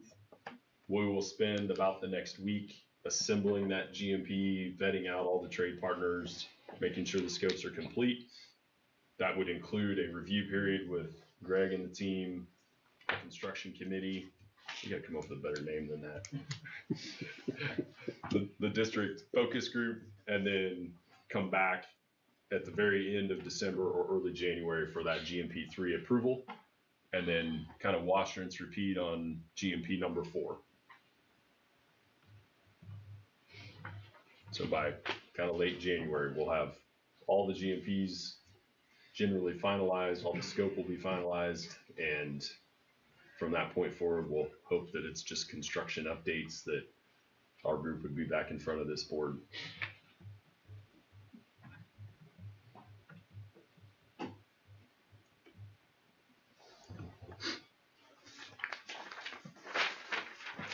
Okay. Okay, what tough questions do you have for us? Very good question. When do we go home? Say you contact all these trade partners and you guys are getting scope of work and getting these bids, and we have a new administration coming in January, and say the economy changes within 6 months and costs of all of this starts to go down. Is it one of those that their bids are based on a margin that, you know what I mean? It's like one of those, what they did there, you know, it's probably one more finished work than maybe, you know, Yeah. structural, I would say. But, you know, later down the road, you know, what you go to the lumber yard or what you go for drywall or anything like that might change tremendously with maybe new economy coming in. Is that Yep. going to, like, is there a way that we can benefit from that if we do see that? You know what I mean? One of those, I don't wanna, you know, nickel and dime, but at the same time, I know we're kinda going out, right? You know, we're getting bids right now where things are higher, and we know that. But if there's a chance that things are dropping and there's, you know what I mean, to say, if they're basing their bids on prices now versus, you know, 4 months from now, it could be a different margin. Yeah. So there's a few things at play here is the risk of prices escalating, going up at some point in the future is generally higher than it is of that price decreasing. Right. And in the 20 years that I've been doing this, I've never seen that price go down. What we have seen is, especially with a new administration or some economic situation, is prices tend to increase and can do so rapidly. Even during times of stable economic situations, we're still seeing a 2 to 3% per year increase in costs. And that's 20%, you know, I mean, take the structural steel in 2021, we saw that increase over 50% in a 6-month period. And that's what we're trying to hedge our bets and avoid. So what we're gonna do here is go out for lump sum bids. It's a firm fixed price to the trade partners.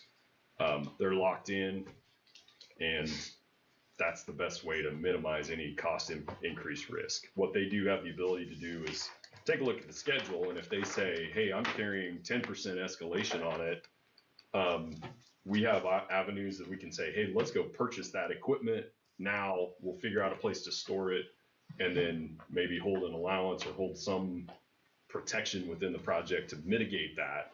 And go, we're gonna do everything we can to get that material and equipment here earlier so we can store it on site, know that we have it, and not incur that cost increase that the trade partner would otherwise capitalize on if they did the same thing. Yeah. Thank you. Yep. Good question. I'm done, so unless you guys have any more questions, you can go home. I'm not in charge, so. Question?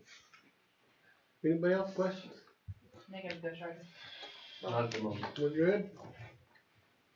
We shall move on. Thank you, gentlemen. Okay, thank Appreciate you guys. everybody coming and spending time on the road. Will do. Enjoy this beautiful wet weather. Remember when you used to bring cookies? You know what? I actually thought about that on my way up here. I brought Did they- Were the good old days? Every time he's gonna be here, I know. Maybe they'll get cookies. We'll never show up without something in hand ever again. I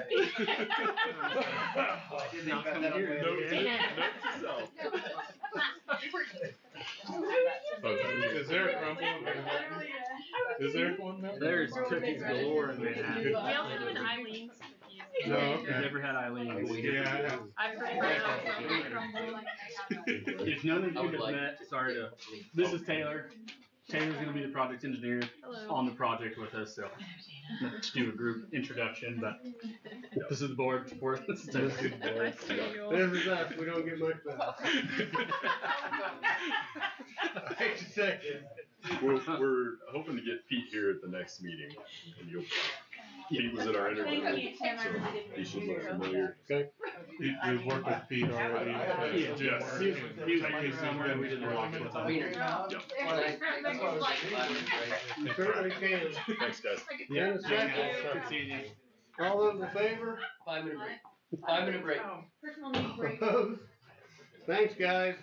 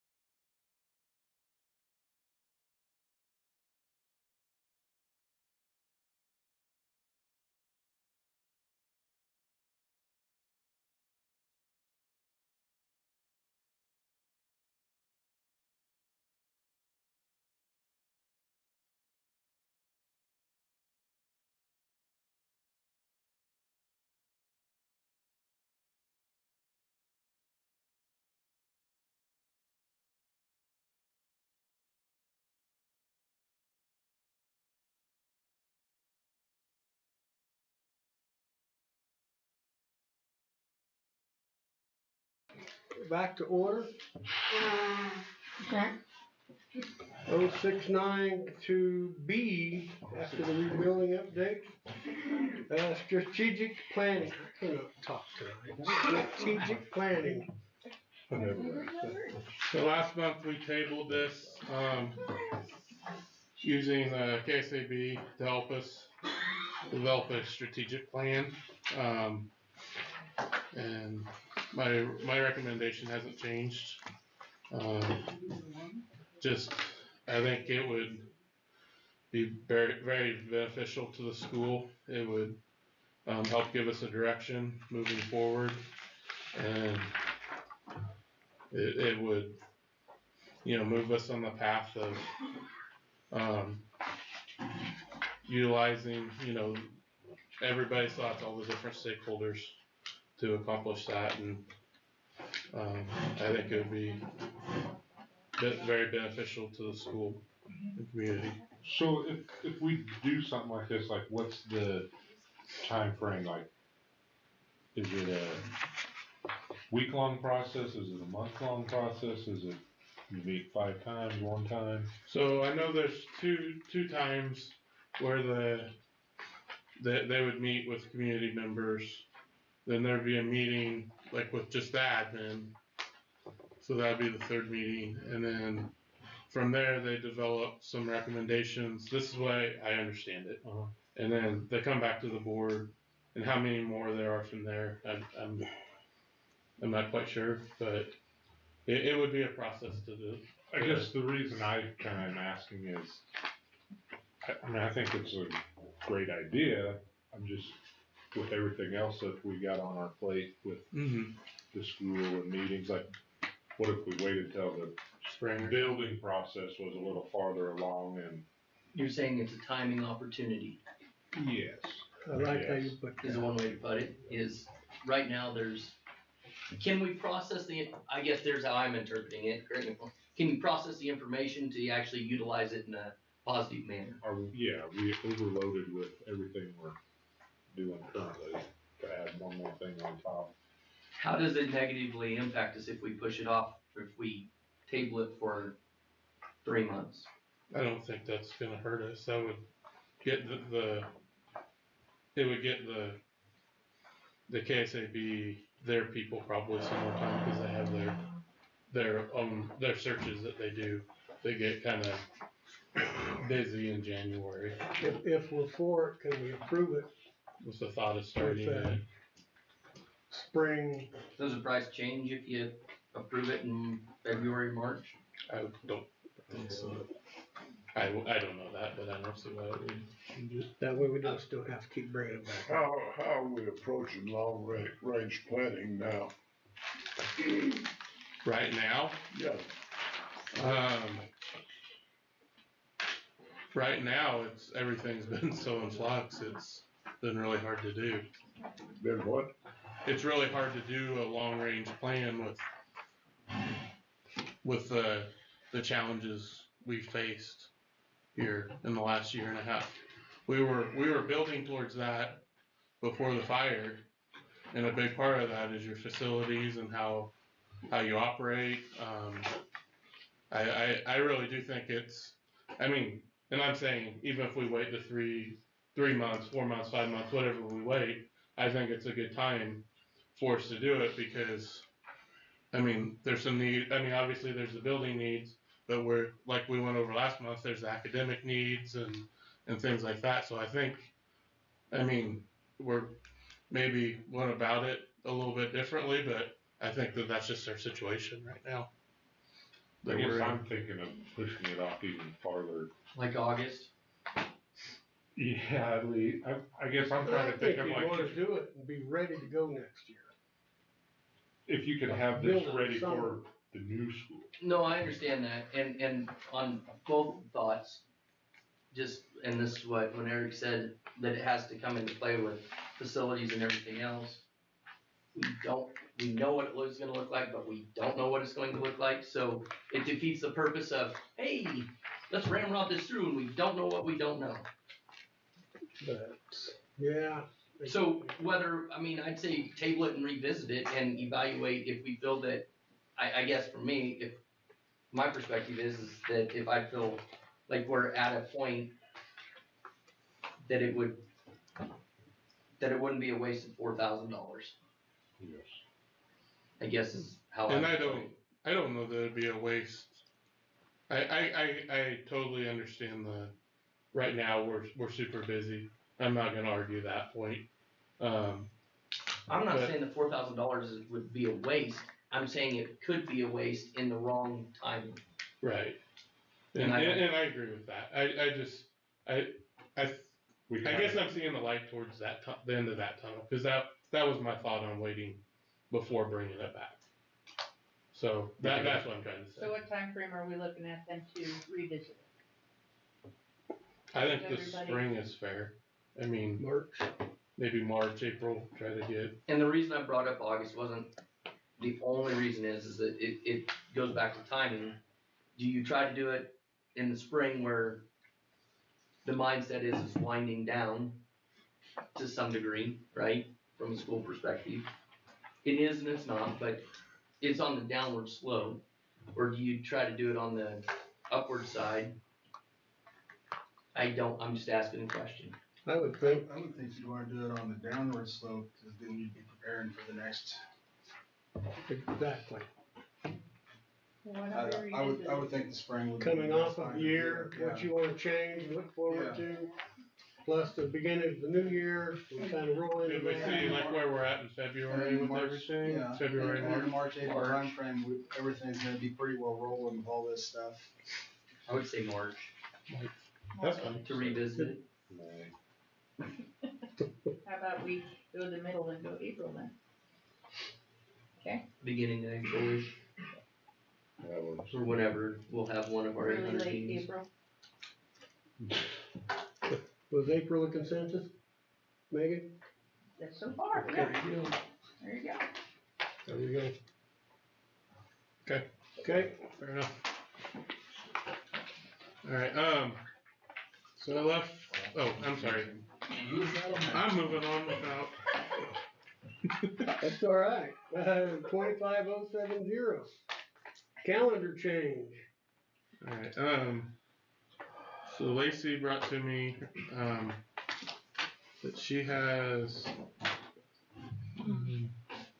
Through, I believe she's through the service center. I don't think she's through Southwest Plains, but I can look real quick if I need to. So I've told you that we have, our teachers are doing the letters training, right? The elementary school teachers. We have 8 of them that are doing it now. We have 7 more that need to do it. But with that, then we're also learning, if you talk about all these acronyms, UFly. So it's University of Florida Literacy Institute. And so it's all about phonics instruction, sight words, the basis of reading, right? So we have the letters training telling us how to, basically all the ins and outs of reading specialty, right? And so then this is the tool, the UFly is the tool to use for the letters, if that makes any sense. So this has the lesson plans, this has the manual, this has all the flashcards, it has all the things that we're gonna use. Letters is the whole, yes, I didn't know they used we got flashcards. flashcards. Wow. I know, it's tried and true, it's good stuff. So letters is the whole idea behind it, UFly is the materials. So we have a lady that, she does the training, they do have some different workshops that are available, but, it's hard to get your teachers to workshops when they're school, because then we don't have any subs, and then to be able to get everybody here. Anyway, she said that she had 2 dates available, one was January 17th, it's a Friday, she'd be willing to come here, she could do our entire elementary school, paras, teachers, everyone, so because our paras also teach our reading groups, small groups, so to be able to have everybody taught would be amazing. The cost is $750, but we have school that These day. are total. Total, Okay. total, yeah, everyone, About times grammar. 35, no. Times 35. So, to do that, we wouldn't be able to have school at the elementary that day. But I think the impact that it will have on our students and our teachers would be worth not having What would school. that do to the schedule? I mean, you got plenty of days, extra days type of stuff. Yeah, we would really have to get hammered with snow Snow to, days, yeah. that's already. The God's ear. Right? And if Monday's already off, We already have Monday the 20th off, and we already have it scheduled for our crisis training, correct? Active assailant situation. So, Is that when I'm supposed to dress up? yes, Okay. if you would like to come Like, on we in, won't have that a would be great. whole week of school until the end of January.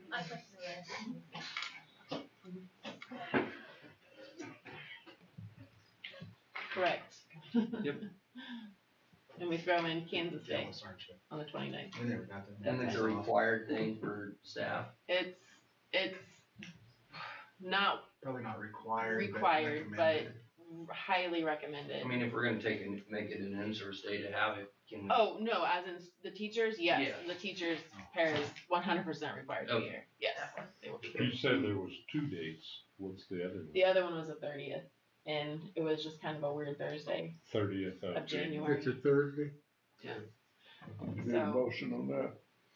And so Jeff, Do we need a motion? on that same day, For the 17th of January. I make a motion. We could, there's stuff we could do. yeah, if we did school-wide Yeah. instead of just elementary, if high school, I make a motion on the 24-25 calendar to move January 17th to an in-service date. Motion and a second.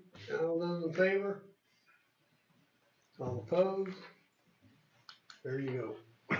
Cool. thank you. I think we will, where we got good training, good workshops, I'm excited.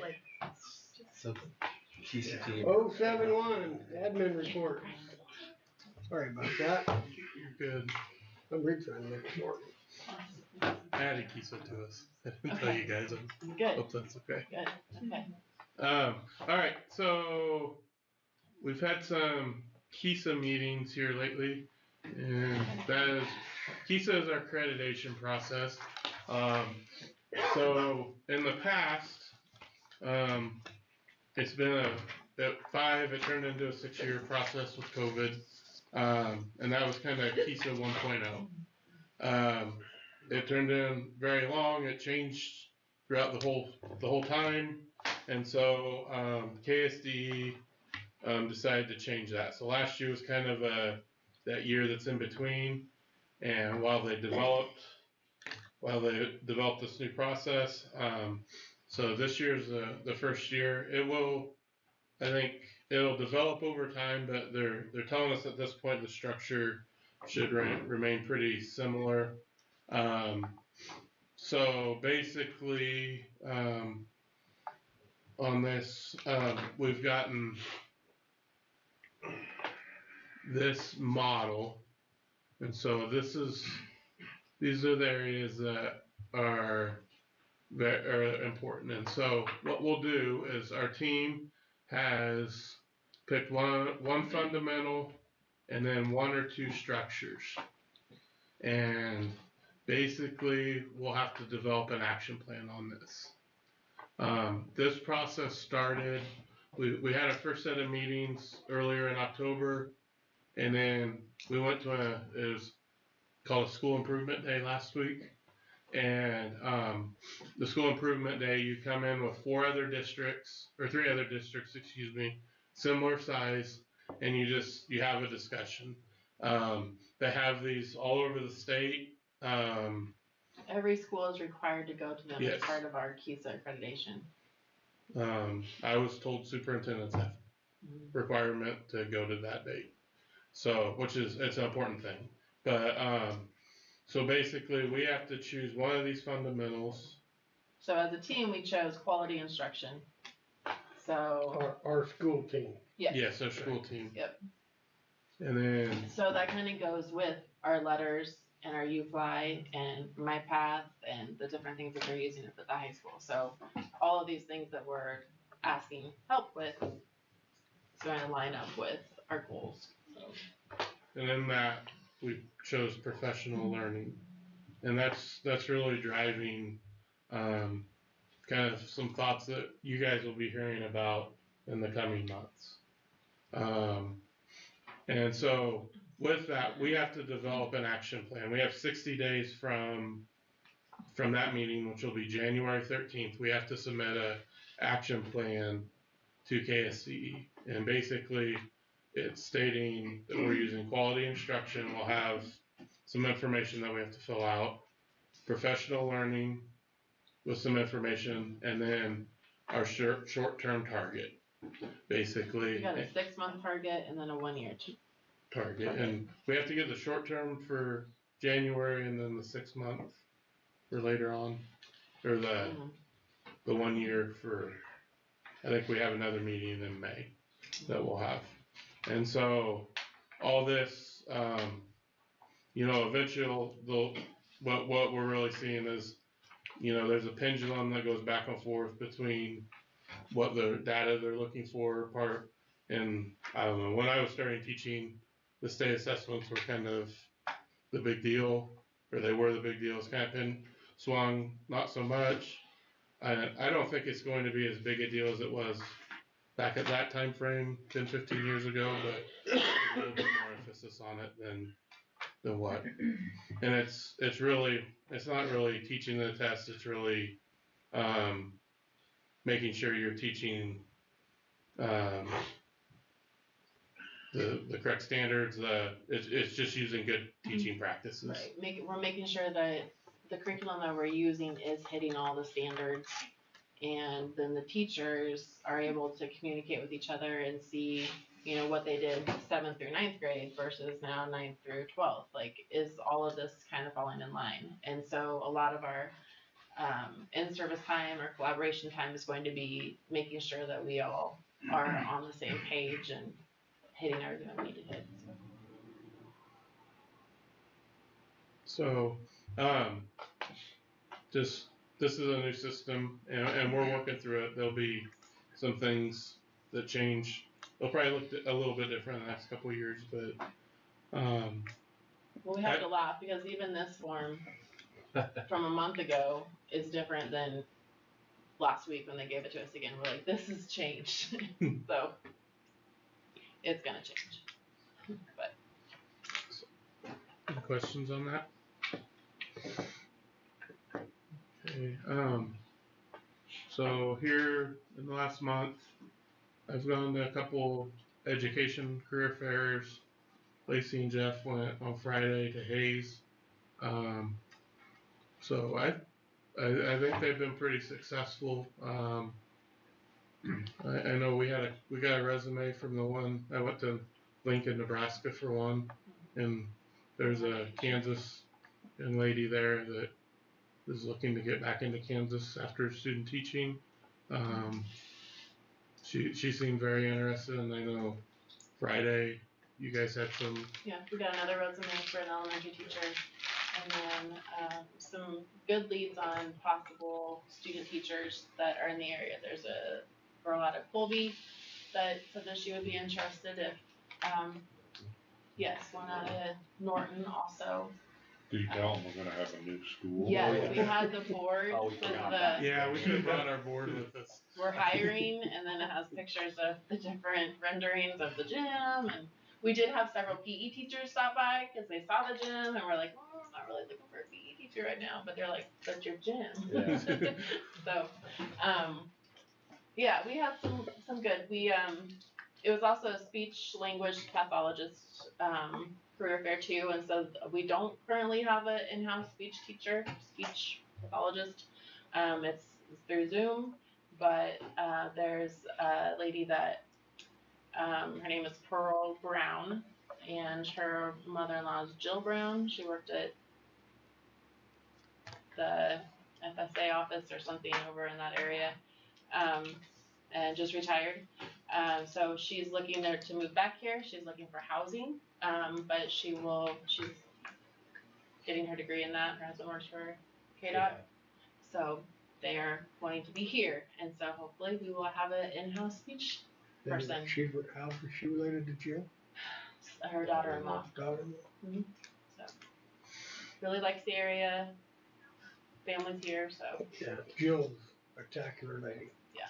So Great family. yeah. So not hired through us, but through the service center, and she wants to work here. So yeah, yes. So that was positive. How many teachers have we hired due to going to job fairs? We've only been to a couple. I don't know if say we went to one last year. yeah. But before that, I don't think we've been to any job fairs. Did all of you guys, all 3 of you going at the same time? No. We did last year to that one in Hayes, but That was our first. We've never been before, so we're like, we don't know what to expect. So you went to the one in Lincoln, and then to the one in we went at St. Joe. St. Joe, Missouri. I don't know that we'll go back to that one. It wasn't Where at? St. Joe, Missouri. That one wasn't really. close. Yeah. It was on the way to, anyway. Hayes was good though. Indianapolis. Jeff and I both went to Hayes. But there's a lot of kids, or young adults, sorry, that are there and at the right time of their program, for us to talk with them through Hayes, because, you know, we had a girl from Colby, and there was one from Tipton that her boyfriend lives in Finkelman, and so she was kind of interested too. So I do think Hayes is a good place for us to. We tried K-State, but we missed it by a day. I think it was back in September, so. So to answer your question, none yet. But None yet. It's We have high hopes. It's a pretty new process for us. 'Cause like you said, last year end of the year is the first one we'd ever tried to do. I'll say that the one in Lincoln's worth going to. Just there's a lot of graduates coming. Right. They're from that side or our side area. but yeah. So I do think the one in St. Joe, I don't think we need to go back to, but I will be emailing. We do get their emails and names, and I'll be sending out some. We need more Rollins County kids going to college and majoring in education. Yes, we and do. wanting to come back. Gotta promote that. Then this weekend I went to the KSAB conference, and just the major theme is just kind of the atmosphere in the country, and it just you guys, I know you get a lot of questions in the community. It just listening to other board members, just there's some very confrontational areas or places and things like that, and I put it on there. Just I think this would be very beneficial for you guys to go to, and I'm kicking myself now because we should have had one or two of you if you could have. Conference. Yeah, to go to. How many conferences a year are there? That one for the school board it's just the one, but it's something that we can talk about. Really start planning in June, July, but I think you guys would really benefit from it. You can kind of hear what other schools are facing. The other part of that is I have people from all over the state just coming and asking about our situation and just telling them they're thinking about us and pulling for us. So it really sometimes it feels like we're alone and things like that in this, and really kind of found out that we're really not, and that definitely I think it would be a positive. My sister says she gets asked a lot of questions all over where she goes. Mm. She does her little, whatever it is that she does. I don't even know what she does. But apparently I'm a topic though. Why wouldn't you be, Tim? I have no idea. I don't even know what she talks about. Some kind of mental health things or something. She was saying something I wasn't listening. Your topic, that mean, I was complaining I didn't listen to her or something, I don't know, I wasn't listening to her. Yeah, she said she gets asked a lot of places about it. There you go. Okay. So this time of year, we've started our Fast and Furious Junior High basketball season, boys and girls. Something new, or not new, but we brought back is including the sixth graders in that. So we've been including them. Also, Be a 2-year thing, is that right? Is there 2 years of that? This year and yeah, next we'll year, yeah so- we'll have to revisit it when look at the numbers and revisit it. So, but it's a good thing we have them. We definitely couldn't play more than one, like just an A level, and wouldn't be able to play the other levels hardly without the sixth graders. So it's a good thing we do have them. Today would be the first day of high school basketball and wrestling practice. I'm not sure on numbers of those yet. Wrestling practice. What's that? And They they fed fed him, him did at you hear wrestling that? practice. They got Subway. Peyton was telling me that, yeah. Ryan was so excited he called me. Eat now, because last meal for a while. Scholars Bowl is also ramped up and started. We actually hosted our junior high Scholars Bowl here. When was that? So 2 weeks ago? Monday. Last Monday? Or Tuesday. Monday. Monday. High school Scholars Bowl, we are planning on hosting it. It's actually been rescheduled because it fell on the same day as conferences, which wasn't going to work. So we rescheduled that. So Mrs. Hadley took, I'm not sure how many of kids, to math relays at Fort Hayes. Let's see, we got 1, 2, 3, 4, 5, 6, 7, 8, 9 of them, 10 of them, 10 kids. So she asked me about doing it, and said, sure, let's give it a try. I think they had fun. The 9th grade team placed 8th and 10th in 2 separate events. I'm not sure what those events are exactly. And then Sean Lair, who would be a junior, he placed 9th as an individual in an individual event. So had some success there, and like I said, pretty cool new experience. So I'm sure I'm forgetting some stuff. Creative Arts Club, they hosted a pumpkin carving contest around Halloween, and then they also have a costume contest they do every year. So some kind of fun of it. So What was the winning costume? I don't know. I wasn't even here Halloween day. Your voice. Junior, that was junior high. Oh, that was junior high, but with men? Yeah, One of them. I think she posted them somewhere, but I Yeah, don't they're on remember. On the Facebook. On the Facebook. The Facebook, you Yeah. gotta call it the Facebook for all the Facebook. Yeah. It is always fun to just see what love some that. of them come up with. But like I said, I was out of the building that day, so and that's all I've got. Otherwise you would have won. Yeah, scariest mask. I always wanted a fisherman, so I can wear t-shirt shorts.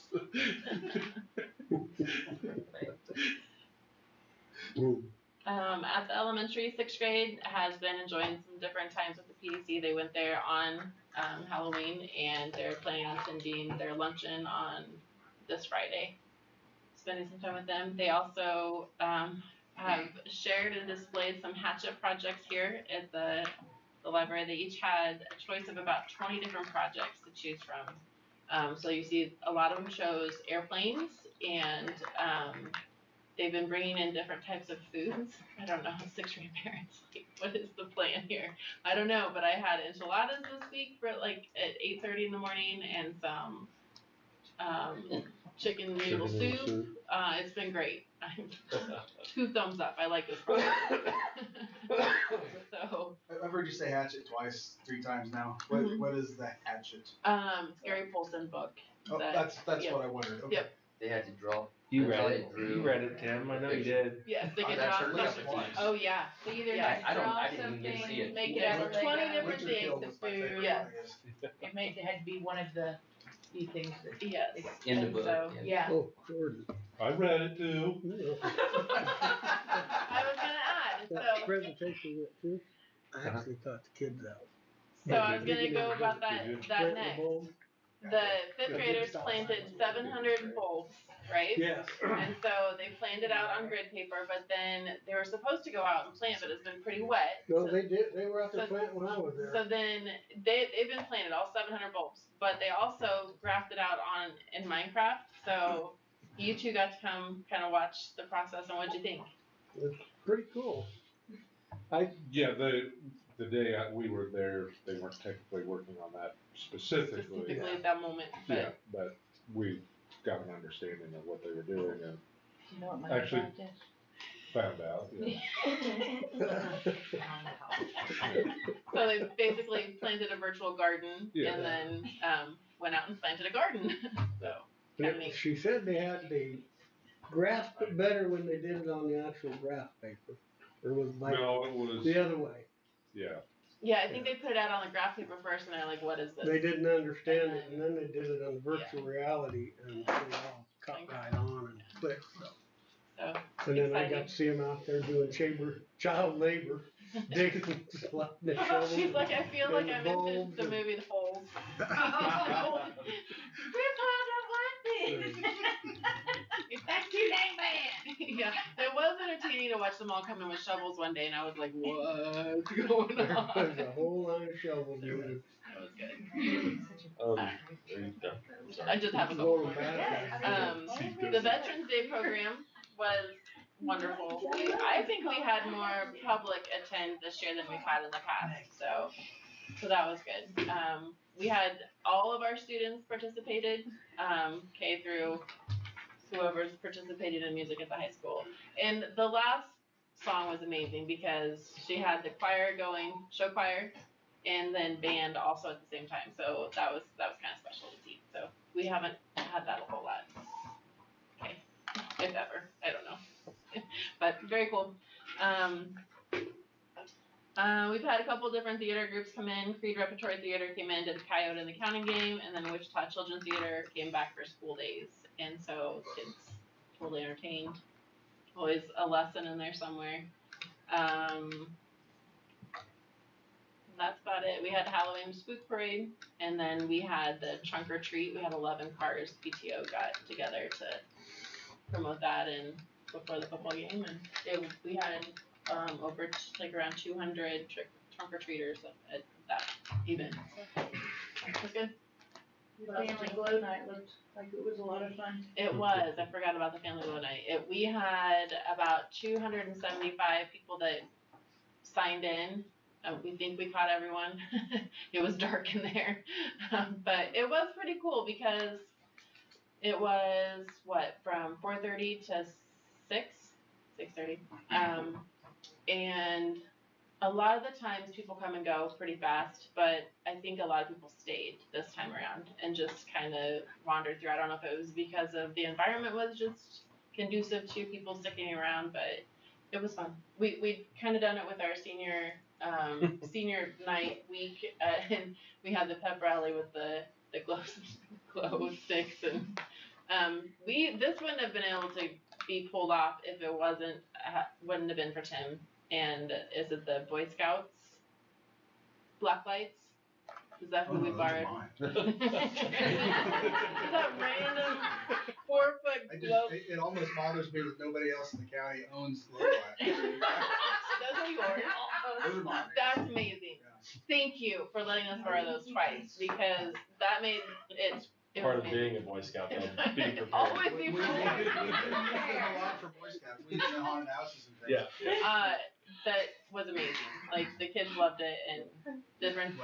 You know, you never know. Like we can prepare the different activities, but you never know what they're gonna like the most and what they're gonna come up with. But the face markers were not planned, but there was a lot of face I markering. think my wife said that the boys got there, were not too excited about going, but then they got there and they actually ran back home to get a more fluorescent type shirt.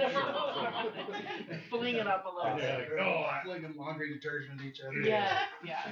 So we'll plan another one in the spring, a different one. So we have to do 2 a year just to part of title. So Well, it sounded like it was a it was good. great success. Thanks for bringing it up. With the Veterans Day program, I had several community members come up to me afterwards and express appreciation for doing it. So it's like, several of them said this is one of the best ones we do all year long, and just are really appreciative that we do it. So I know it's. I think we take it for granted here Mhm. sometimes Yeah. because there's a lot of communities that don't do Yep. anything. And that was another comment I had. Somebody that wasn't from here, that was here and watched their kids, like, we never did this wherever they were from. So it's a good thing. Here, I haven't, the places I've been. It's been a short thing or something, or Right. do the pledge and invite everybody in for it and be done. But it is very good. And then we're gonna have a music program as soon as we get back from break. It'll be Tuesday. So we're singing music like no other right now. It's gonna be great. Fantastic. One other thing I missed, Mrs. Bass is doing persuasive speeches with the juniors. A new component added to as a graduation requirement is a speech element, and it gets integrated into junior English. So they were doing persuasive speeches today. She had them pick a topic out of the student handbook that they'd like to see changes to. Matt came up and watched. So I'm going on tomorrow too. If you guys want to come watch.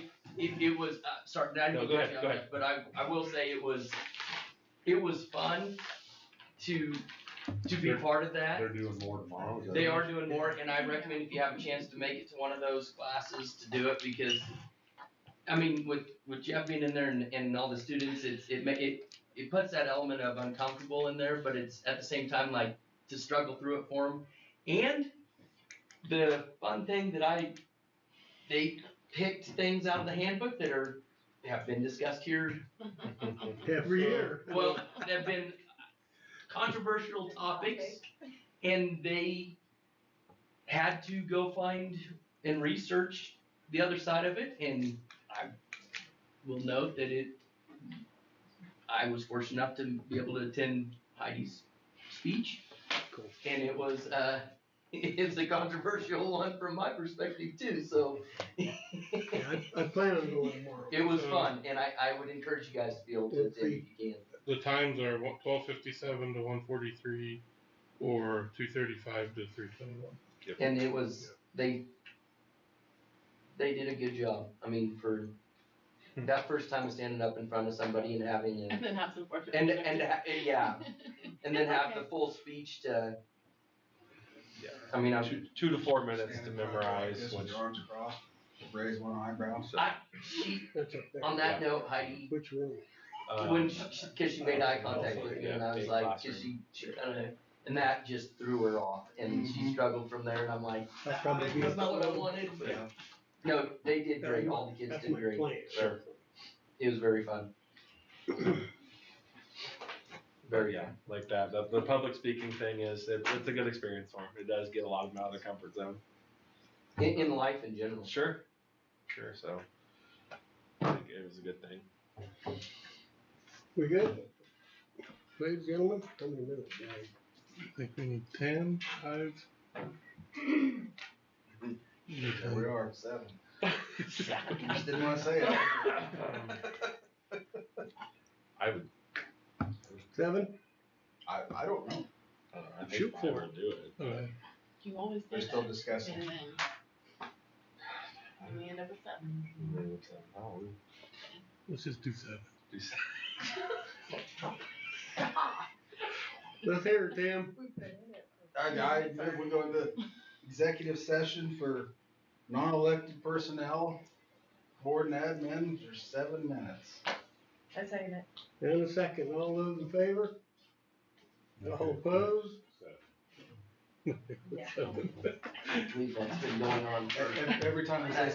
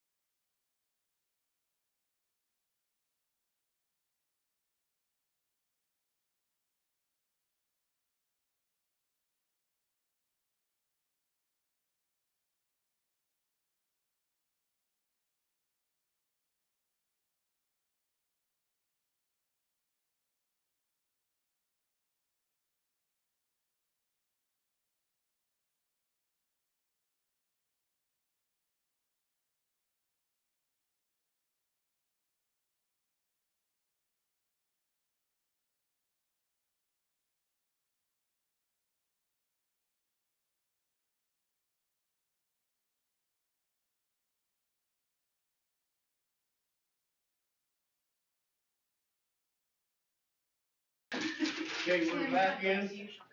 We have a motion. I move that we accept the resignation from Miss Jiga. And a second? Is that And a second, all those in favor? Opposed? Yes, sir. Mm-hmm. Make a motion when we adjourn. I'll second. And a second, all those in favor? All opposed?